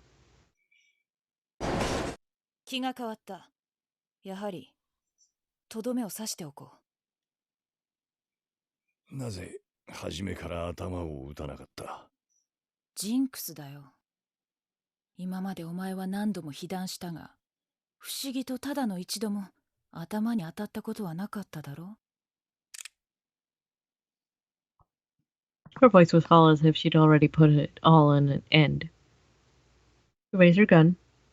不思議でも何でもない。頭を打たれなかったからこうして生きている。俺もお前もただの兵士だからな。うん、知ってる。けどまあ、私にとってそういうイメージだったんだ。お前は。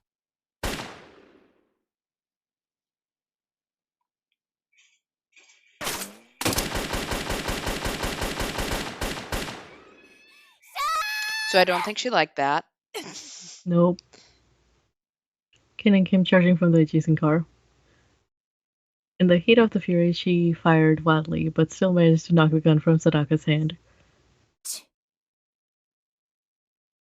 Sadaka instantly retreated. She sensed instinctively of her Shirin that she could defeat her younger rival now. She couldn't. Under the circumstances, this was prey she wasn't ready to hunt. Sadaka clicked her tongue, dismayed at being outfaced by such an impulsive attack. The girl had been so calm and collected before.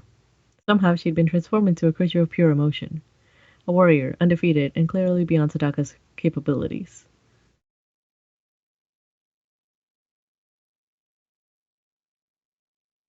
Oh dang.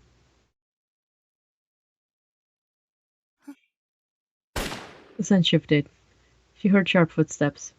She spun around, ready to fire her gun. There was rustling of clothes, and a new sensation crashed against her skin. A volley of bullets whizzed right past her face. But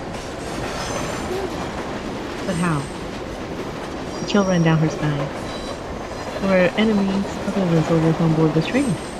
This one was dressed as a train engineer. Taking a weapon mission of disaster, she pursued the new foes as she retreated toward the front of the train. Right now, she needed to stop the engine. She followed the enemy who'd shot at her all the way to the driver's cab.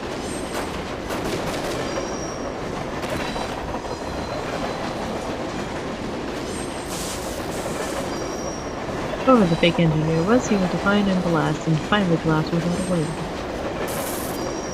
Looking around the cab, Kanan saw the murderers' bodies of the real engineers as well as his smashed control panel, which was now clearly useless.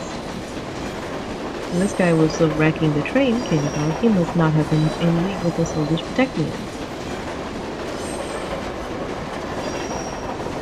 If there was some kind of party they hadn't been aware of, Kanan broke into flight. If she had better understanding of how the train functioned, she might have found some way to stop it by force destroying something in the engine room. But she had no time to ponder such things now. Her instincts spurred into motion. The priorities of the situation had changed. As she raced back towards she left Siam and Sadaka, she reflected and she hadn't liked this job from the start. Something about this train just felt wrong.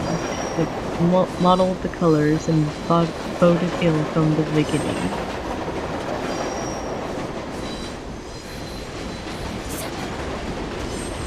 She ran as fast as she could. The sight of her previous battle and everything beyond it reeked of the thick stench of death.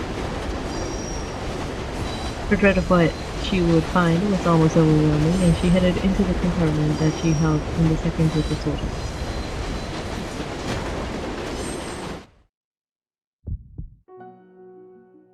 All at once she saw pure excruciating red.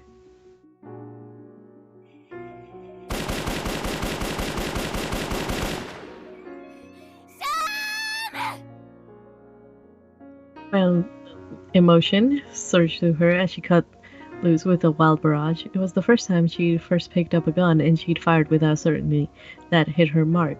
The bullets found their marks, and several of Sadaka's men fell dead. But how many moments had this brought Siam? Sadaka had vanished towards the rear of the train, carrying the case with her.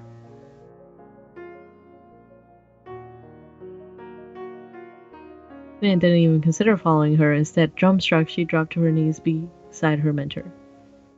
Her mind couldn't process this situation. Just like a newly hatched chick, Siam told her with the faintest of smiles. Kanan. She shook her head, not wanting to hear what he would say.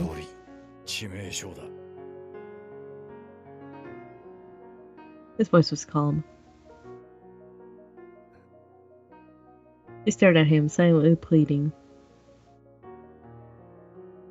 No, she kept shaking her head slowly, inwardly imploring him not to die, but unable to put her plea into words. Time stirred. His consciousness was fading from blood loss, but his face before him was one he recognized. He shook himself back to awareness, recalling the young girl he'd found 2 years before. The memory hardly seemed real. Those days of mundane, everyday life hadn't really been his to live. カナン、現状を確認する。やだ、そんなのできない。把握なんてできない。She knelt, still shaking her head as Siam calmly told her what had happened. Sadaka had betrayed them, she had stabbed him, and stolen the case with the bioweapon. The train would soon be derailed and destroyed. The train crew and passengers had been murdered, though there still might be a few alive. They failed miserably, and the situation was only getting worse. Sadaka was getting away. あんな女どうでもいい。それより早く手当てを。血さえ止めればまだ。時間の無駄だ。お前には他にやることがある。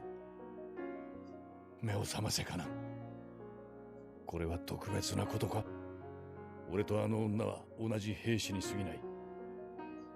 人間性を捨て去った兵士が同じ兵士に撃たれただけだ。そこに特別な意味を見出せと教えたか。違う。シャムとあいつは違う。あの女のことは知らない。知りたくもない。けどシャムは違う。シャムは優しい。冷たいけどあんな人でなしじゃない。Yeah, no response to that. Wasn't he a monster? Well, perhaps not. He had recovered enough emotion to feel guilt at what she said, at least. Though that hardly made him human. 何をするべきかを測り、何ができるかを考えろと言っただろう。分かっているはずだ。俺たちの仕事はケースを取り返し、列車を止め、ウーアを根絶する。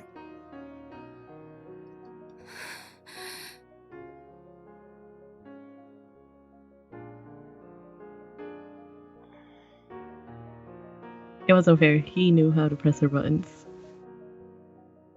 Eradicate the WA virus. The very words that would transform Kanan from girl to soldier. カナン、そちらの状況を。戦闘車両で何があった？護衛はみんな倒した。機関士はあの女の仲間で、操作盤じゃ列車は止められない。機関室を壊すか、車両ごとにあるブレーキを使わないと。他に生存者は？貨物列車から先には誰もいない。生きてるのは私たちだけ。了解した。俺は列車を止める。お前は奴を追え。俺が。Kanan held her breath. Soon as I am here, wounded as he was tantamount to letting him die.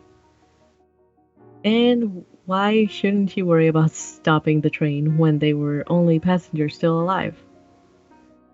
Kanan couldn't imagine leaving him spending the final moments alone. カナン、周りを見ろ。生存者は何人いる？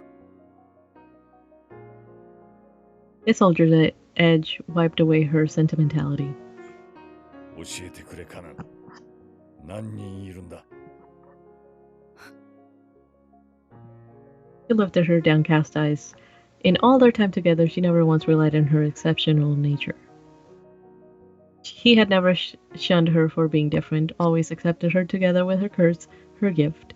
Now he needed her help. 3人いる。たった3人しかいない。3人しか？ Amidst the sea of blood that surrounded them, 3 of the passengers still clung to life. そうだ。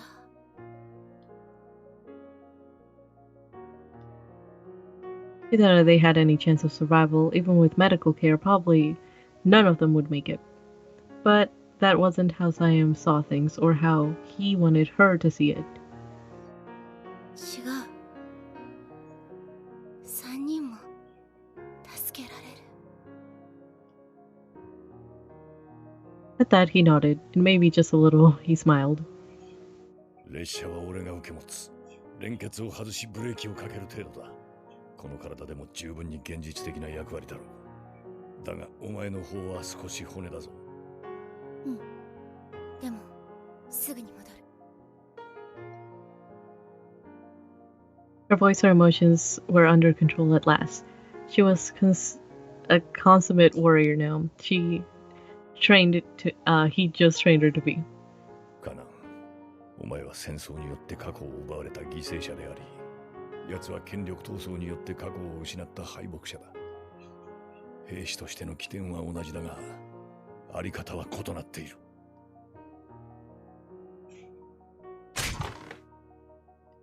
Sam's gun slid from his hand. It seemed at the moment like a symbol of his life. A hard and deadly weapon, killer of many, now abandoned. 破壊によって生まれた兵士は憎しみを武器とする。俺と奴のうつろさは単にそれに焼き尽くされただけの話だ。その話を覚えているか？覚えてる。憎しみには。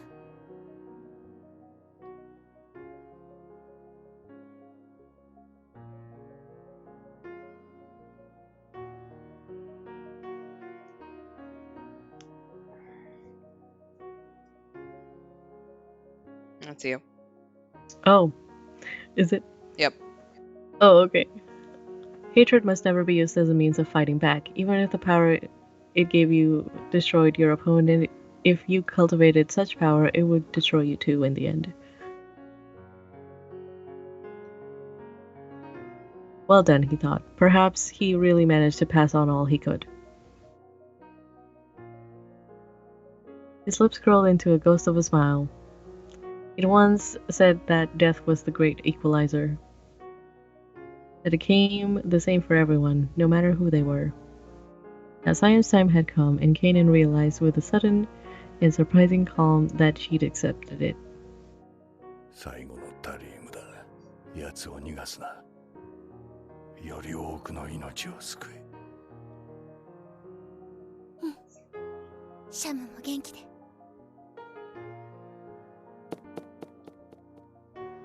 There was no grieving. They simply parted ways, each reflecting on the past 2 years, needing nothing more than that.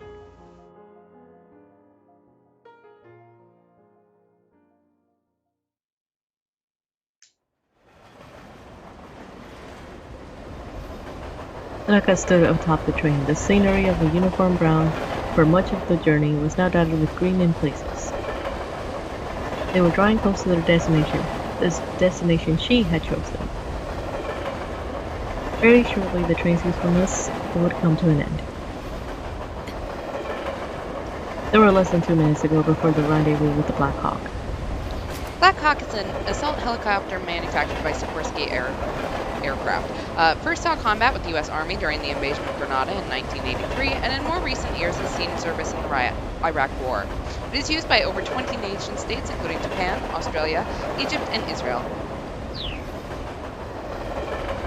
Tanaka carried the case in her left hand, handcuffed to the wrist, and gripped her gun in the right. The preparations had been flawless. The helicopter pilot was highly skilled. He would lower a ladder to her in the position, and she would simply ride it on top. Oh no. She'd accomplished most of what she'd wanted, and now her retreat would be swift. She should have been wholly pleased with the situation, and yet she was wholly dissatisfied. Of course, that would have been the case regardless of the results she'd obtained. It was not in her nature to be content. Only by striking out in the world around her could she keep herself sane. And now her thirst for vengeance was worse than ever. Ah, and here she comes. The girlish silhouettes appeared on the roof of the train not far away, and Sadaka felt thirst change to hunger. Time to go 100. Kimura then had the upper hand there, and if she were to go down, the case would fall down with her, and if the case were damaged, the wild virus would very likely be released. Which meant that the little lady couldn't shoot her until she got the case away, whereas Sadaka was free to unload her as much as she wanted. The kill was certain to be hers. How could she help but smile? She'd stolen the law, stirred up both sides of the international conflict, and would soon eliminate the last witness to her scheme. It had been quite some time since she'd last scored such a coup.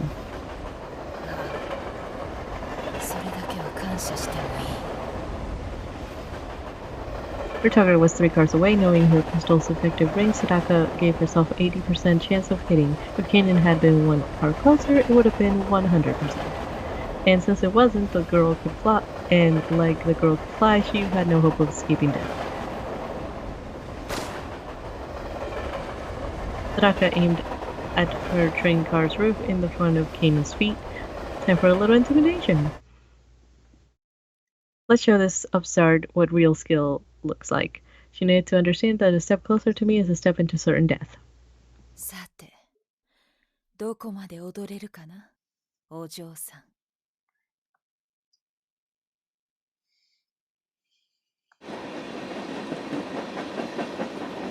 Sam struggled to his feet.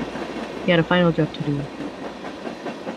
There were 6 meters and a door between him and a coupling that linked his car to the next. Easily enough under ordinary circumstances. Once he undid the coupling, the automatic air brake would kick in and stop the rear section of the train. An automatic air brake is a style of brake used by railway cars that utilizes air pressure. All of the train cars include sections of a brake pipe linked to each other down the center of the train's undercarriage. The brakes on the cars are structured so that they activate when air is removed from the pipe. If the 2 cars become separated, this releases the air, causing the brakes to kick in automatically.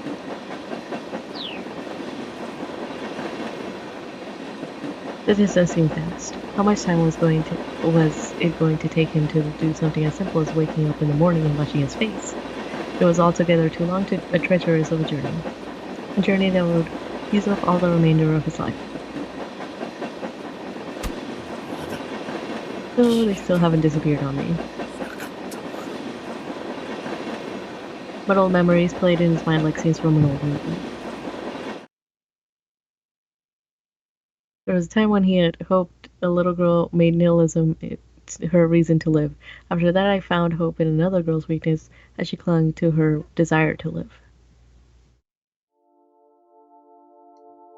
The hope Sadaka brought had been an opium, a drug he took to coax himself into thinking his actions were for the best. Somehow, at the time, he'd never realized his mistake. And then there was Kanan, a victim of war. She'd given him a kind of hope that brought his own pain sharply into focus. Even at death's door, she thought nothing of dying, only wanting to save a life of meaning. Live a life, sorry. He had no doubt now which kind of hope was the better one, but he still remembered both as he remembered the fate that had driven long before he met the girl. That was decades ago now, and how naive he'd been, an unsophisticated firebrand clinging to blind belief.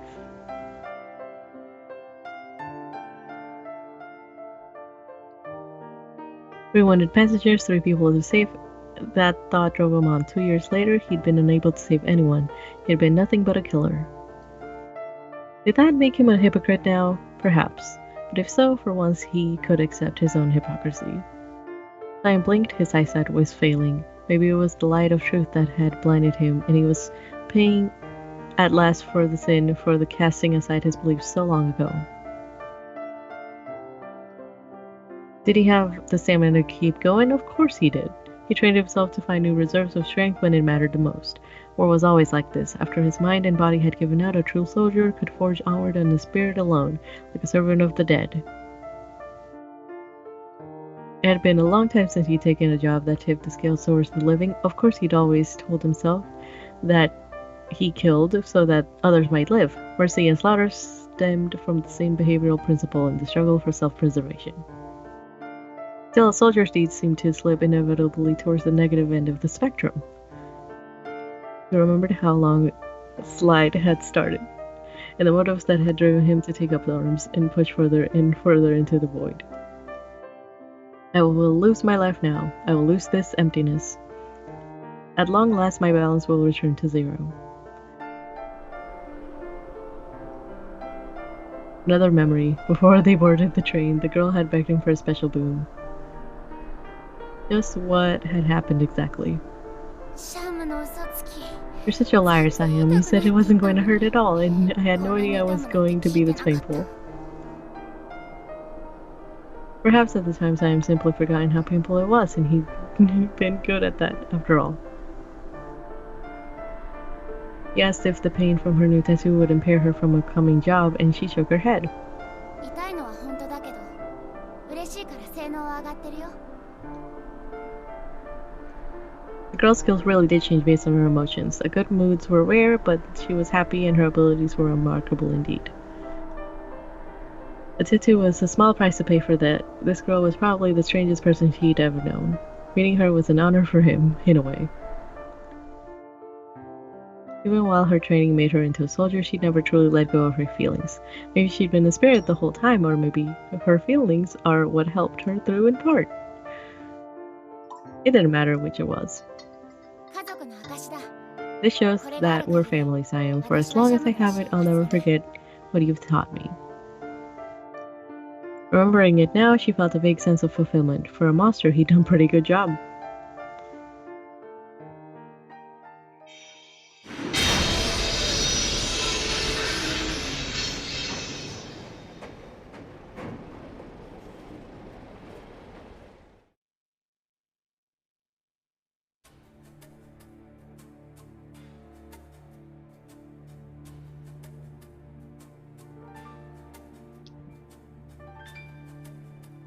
The girls stood 30 meters apart.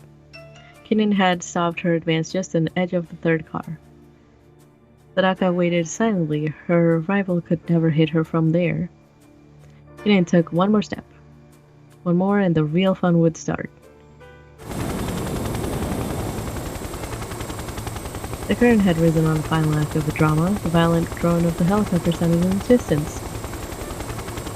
In a matter of moments, the chopper would lowering the ladder to Sadaka would then ascend in triumph. どうした？まさか見送りで済ますわけか？このケースの中身はお前の恩敵だと思ったのか。 Her challenge was a hiss upon the wind. Kanan glared. She knew that she could reach her enemy in 5 seconds or less, but Sadaka would only need 1 of those seconds to aim and fire. Kanan would be killed 5 times over if she charged. It was a risk she couldn't afford to take. She couldn't hope to win, not under these conditions.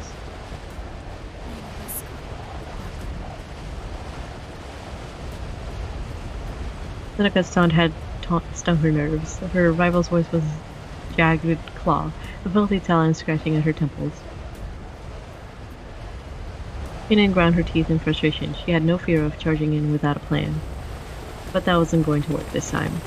That would give too much of an edge on her opponent. It was such a letdown.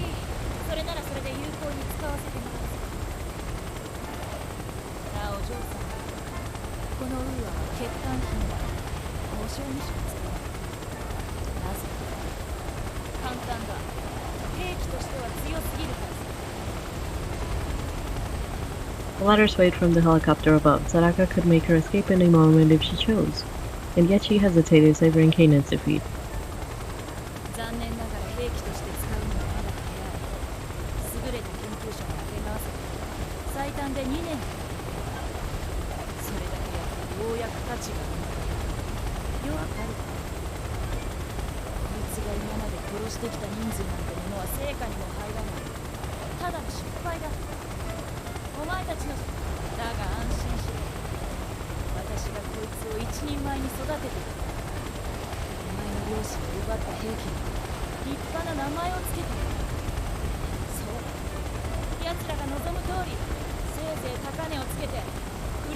Unintended, hopefully, maybe. Kanan fought back a wave of nausea. Ferocious colors danced before her eyes.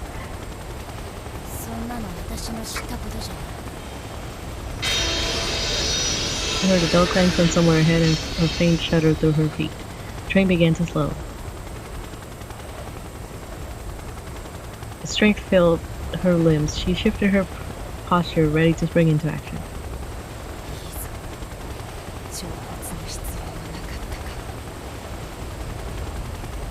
You could see it in Kanan's eyes. The girl was ready to run right to her death. Everything was falling into place. The bleak scenery was opening a fertile landscape, and he was about to die. One step forward, there would be a resounding gunshot. But instead of losing Kanan's throat. Your name, what is it really? Tanaka smiled inwardly, so that's what she's been gnawing at her. アルファルド、 Alphard, she お said. 前にならなかった。どこにでもいるテロリストだよ。Probably one. Afterwards, the race began.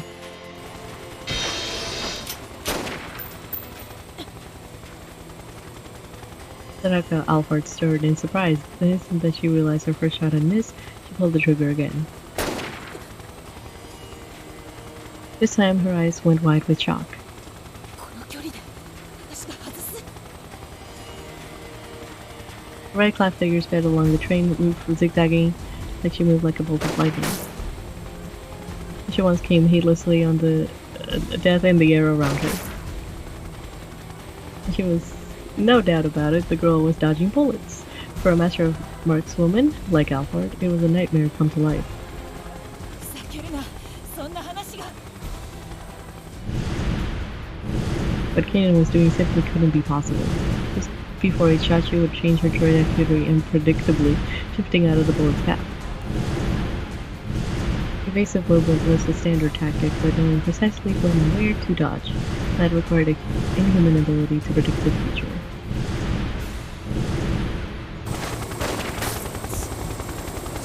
It's like she can practically see the bullets. It simply wasn't possible, was it? Alfred's mind raced, she fought a rising wave of panic. The girl had almost reached her now. But Alphard still held one advantage. Case on her left hand, the girl would have to go for the case before attacking her directly. Alphard would just have to kill her before that. It was simply just pull the trigger, and yet she began to doubt that she could hit Kanan. She struggled to comprehend what was she up against, her mind recoiling, and began to understand the full extent of the demon's powers.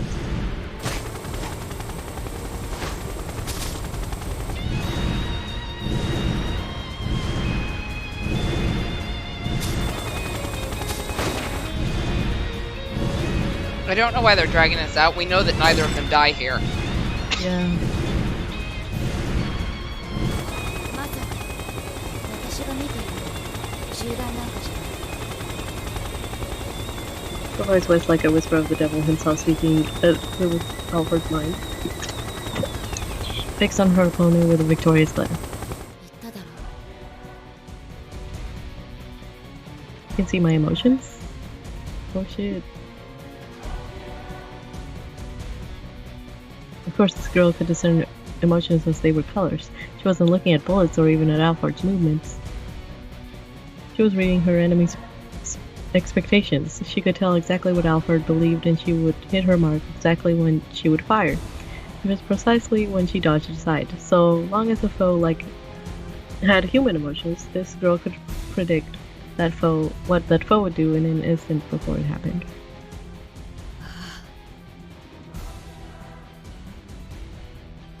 This was it. Kanan was all confidence. She was closing in for the kill. 今気づいた。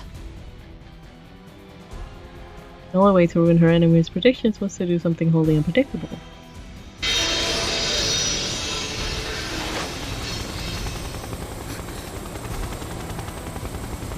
As Alphard hurled the case from the train, Kanan instinctively launched after it.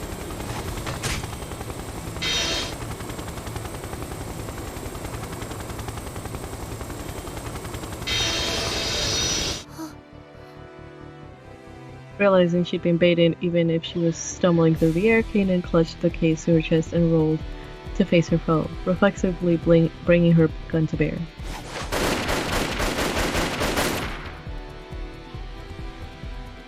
Bullets whizzed in both directions for an instant, and the two combatants seemed suspended in a kind of disordered battle to natural opposites in opposition.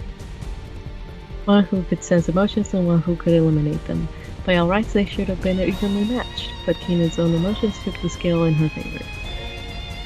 Alphard had let herself get too drawn in, and she had forced herself to swallow her hatred for a moment and fire at the girl as a simple obstacle. She would find a color of determination that Kanan could not see. And yet, even when those shots failed to strike home, even if her hatred suppressed, her intentions would be read. She would need to discard her hate, to divorce even her will to win from her actions. Like, then would you be able to slay this super person? But the girl's bullets also failed to hit, twisting through the air, fighting to keep hold of the kid she couldn't win with perfect accuracy. Throwing away a bioweapon had been a split-second decision on Alphard's part. She hadn't spared an iota of consideration for the thousands who might die if the case was broken open. Shannon trembled as an evil chill ran down her spine at the sight of Alphard standing on the train. There she saw no other woman, an angel of death, inorganic destruction made flesh.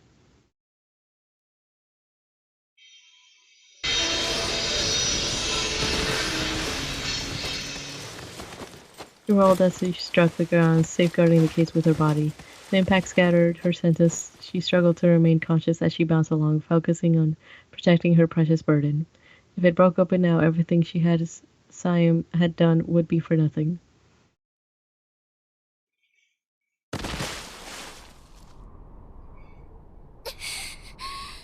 At last she slid to a stop and she lay there, panting in exertion. She checked the case before she checked herself for injuries. I did it. The case was intact. Next, following standard protocol, she began accessing her own scrapes and bruises. And there goes the train.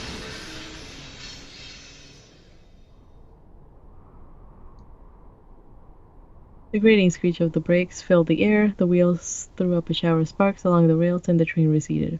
Already the last battlefield she had shared was withdrawing into the unreachable.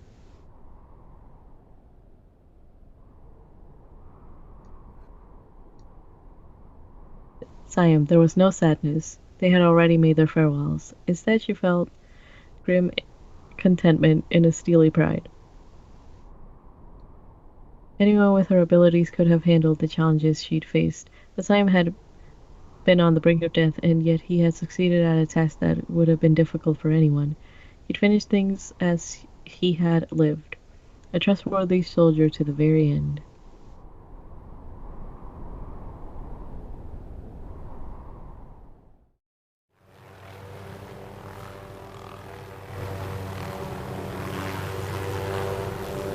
He had failed to retrieve the wild virus. The train had been stopped and the test subject had gotten away. Never had she been so defeated. She had killed Siam and stoked the flames of conflict between two opposing camps, but those achievements didn't change the fact that the operation had been a failure. To be denied a single objective to her, a crushing loss, failing on 3 counts was intolerable.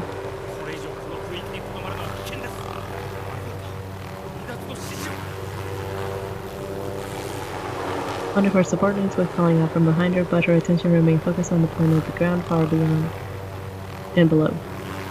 And it was over. The wall in the case was, after all, only an old prototype.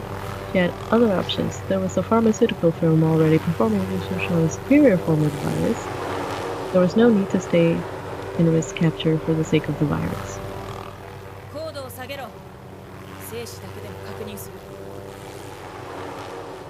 But it was hard to take her eyes off the girl. The girl was crawling along the bare earth, beside the track, a bitter reminder of failure.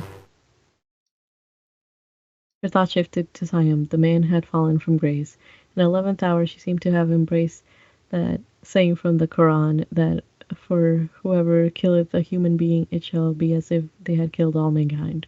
The Quran is a central religious text of Islam consisting of all 114 chapters, also frequently romanized as Quran in English. It's the most important source for Islamic law, taken as the revelations of Allah to the Prophet Muhammad, compiled by his companions after his death. He'd refused to continue being a tool for the very end. Destroying him was no betrayal. She'd never regarded him as kin. Her decision to eliminate him had been motivated by the simple fact that he'd been in her way. After all, as he'd said himself, you're right because you know what you are. She smiled darkly. 完成している。敗北を知らず、一人のまま美しい完結を迎えるだろう。その美しさは無菌質のそれだ。何も残るものはない。He was right, yet he failed to understand where he'd never been anything there to begin with. She was an empty shell with no false dignity to protect. She never had anything loose but flesh and blood. Anything to lose. Simon should have recognized this. The man was himself a broken being. Alfred had never been alive. アルファルド、お前は無敵だ。だがもし Alfred, you're 目 unstoppable, 的では but な if く個 instead 人 of として striving の for 欲 some 望を empty goal, 持 you った could のな find ら、 something that truly そ matters れ to you. がお前に命が生ま Then れ you る could be 時だ。 so much more. It was laughable, really. Conflict was what mattered to her. That was her driving force. She had lost her family and discarded her past, retaining only what enabled her to survive. The ashes of her former self were scattered across the world, every weakness burned away in the crucible of conflict. She couldn't imagine anything but hatred for the rest of humankind. Now her eyes were like a fire and she stared down at the girl below. Keenan might still be in range of her sight. 自動小銃を積んでいるか。いえ、そのような指示はなかったので。そうか。ならいい。アルファルド、地上支援班がアンマン航空管制無線を傍受。ガーディアンの偵察ヘリ出動を確認しました。限界です。作戦区域から離脱の指示を。いい。離脱しろ。このまま西だ。The helicopter circled around and headed westward, passing directly over the girl beside the tracks. As it did, Alfred and Kanan exchanged a silent stare. ボス、傷の手当てを。ああ、そうだな。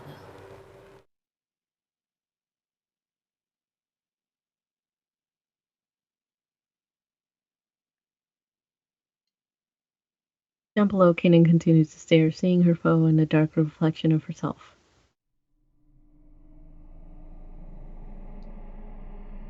Their origins were so similar, two serpents born in the same twisted nest, guided by the same mentor, and yet they had followed very different paths. They had no familial ties, and they were sisters all the same, bound by a faith thicker than blood.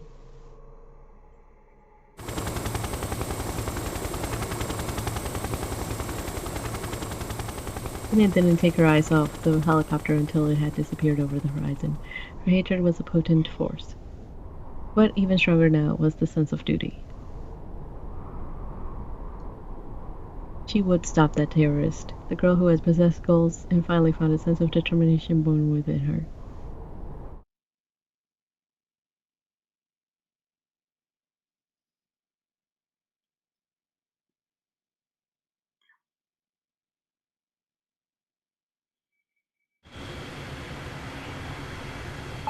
And we are finally back in the airplane.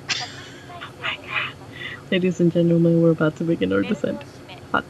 Please ensure that your seatbelts are fastened and the electronic devices have been fired off.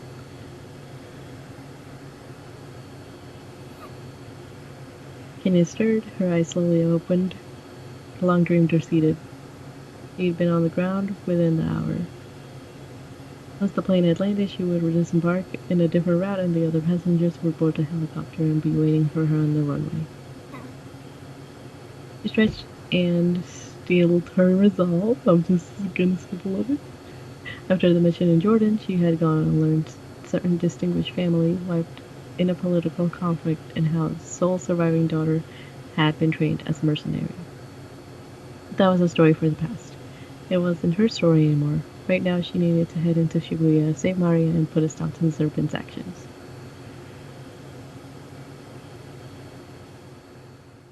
And that's how she got to Japan and stuff. At 8 o'clock at night. So that's where she's been this entire time. Maria. Maria. She resisted the urge to hurry to her destination. Taking out her cell phone, she dialed up Maria's number. Okay, we're gonna make the jump. I'm curious. We didn't take the jump with Achi and we regretted it, so. You're gonna... Okay, I'm gonna be honest though, it is 1:37. I know. Yeah. Believe me. If I could save here, I would. can you take over for Yeah, the speaking parts? Because I'm not able to. yeah, I got it. Abruptly, Maria's cell phone rang in Stanley's pocket. That's right. I meant to give this back to you. He handed the phone to Maria. I wonder who's calling. Maria picked up. She could hardly believe it when she heard the voice on the line. Brusque yet girlish with a daredevil ring, a voice that had been burned into her mind since the day she met its owner. No, it can't be. She was sure she'd never hear that voice again. In an instant, Maria's face was damp with tears of joy. Thank goodness! Oh, thank goodness! Kanan! And we will swap back. There we go. I don't know why there was weird spaces in there.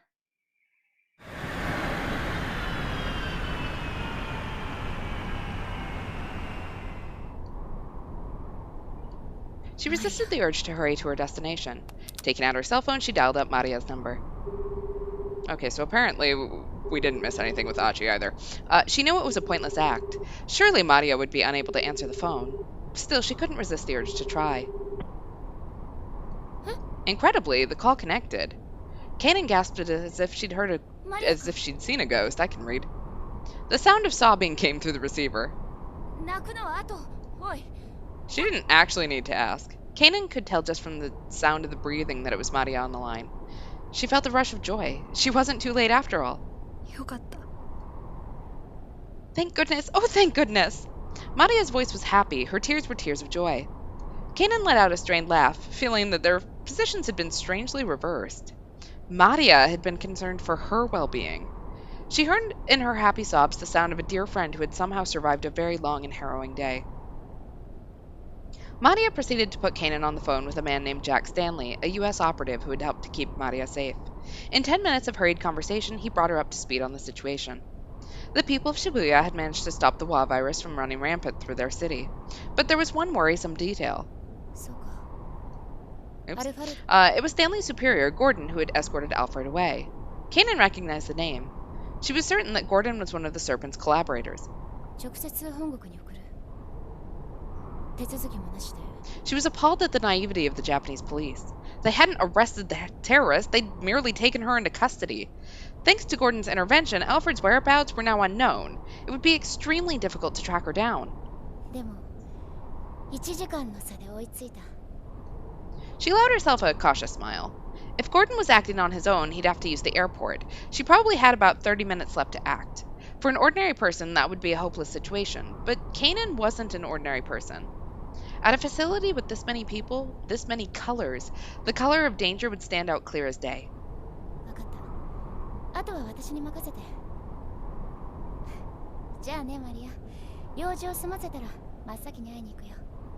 She hung up the phone. Her anxious pacing had ceased, stilled by her steely determination to confront her enemy at last.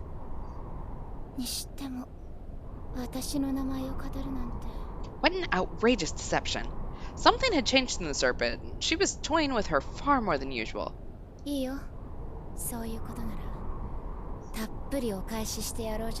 It went against Kanan's own sensibilities, but trickery seemed like the perfect tactic to use against these foes. Maria and her companions had been played like puppets. It was time to return the favor. The sound of propeller blades cut through the air. Voices were barely audible beneath the roar as the craft prepared for takeoff.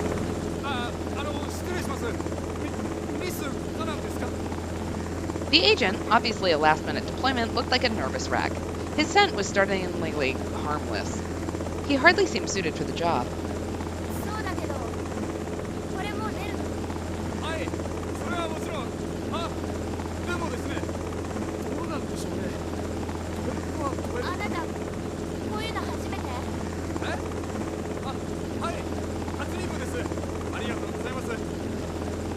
She decided to ignore his bumbling. Her first impulse was just to kick this dolt, but obviously that wouldn't do. Since befriending Maria, she'd become far less inclined to casually strike out at fools who got in her way.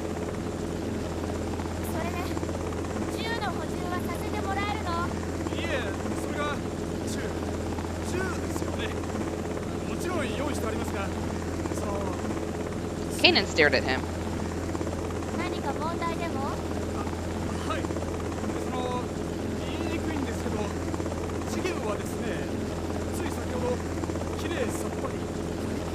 She held her tongue, all part of the act.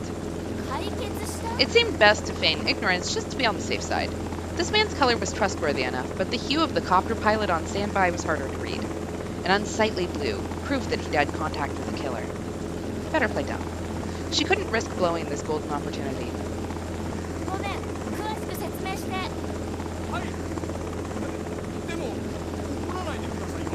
The man explained the situation, profusely apologetic all the while. He told her about the panic that had befallen Shibuya. The existence of the Wa had been exposed, Alfred had been taken in by the CIA, and Maria Osawa was now under police protection.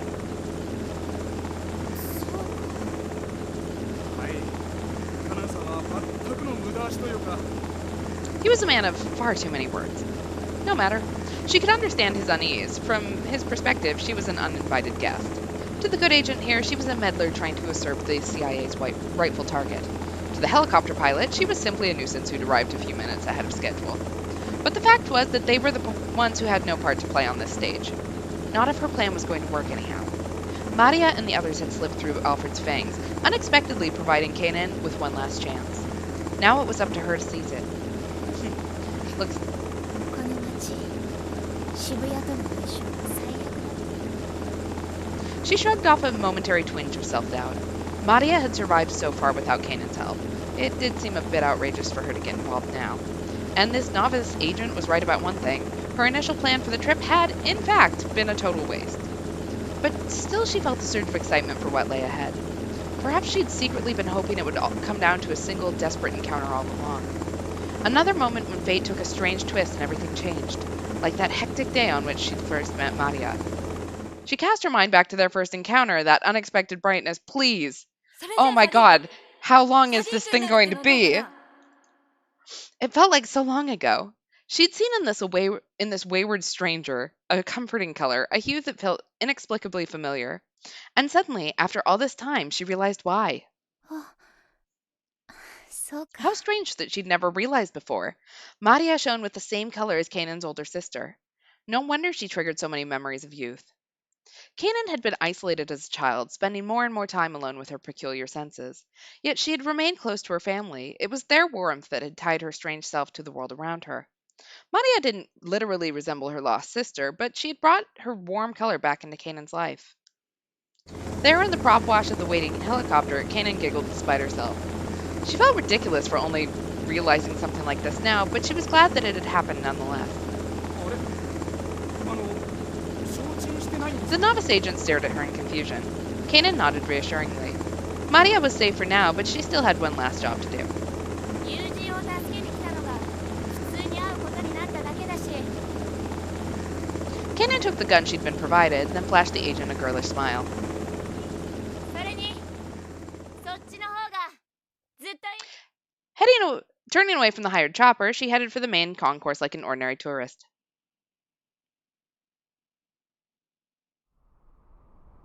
Her long journey was over now. She had finally found something stronger than hatred. そうでしょシャム Their parting seemed ages ago now, but she'd lived up to the training he had given her, to be a warrior, to live for something greater than revenge. That training had gotten her to where she was now. She would not be something hollow like the serpent. She would hold her head high, strive to meet Siam's ideal, and fight for her future. さあラストゲームだアルファルド姉と妹どっちの蛇が生き残るか決着をつけ She had come to protect Maria, the friend who'd showed her how to hope again. Now it was time for a final showdown. It was time to make that hope a reality.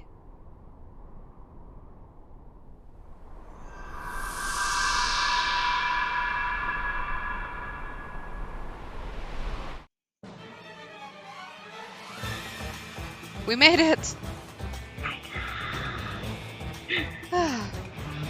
That took so long. That took so long. But it's Miyuki Sawashiro and Maya Sakamoto. What the fuck? Yeah, their voicing is fantastic if you ever want to go back and listen to the last, 4 hours. Oh no, man. Yes. Yeah. So we have now finished Kanan's End, which means that we are going to end here for tonight. So we have one more stream to do this, and then we should be able to hit the mean clean ending next week, or whenever our next stream is, and finish this up, and then we can announce our next game. While this is just running through, I'll go ahead and do the ending. Wash your hands, wear a mask, be safe, get vaccinated when you can. If you can. It's like 2 a.m. My brain is just dead. Our brains are fit. That was And so is my depressing. That was 4 hours of just a bunch of depressing shit. I spoke for 4 hours straight and my voice is like I don't understand how this could be the prequel to an anime. This was 4 hours on its own.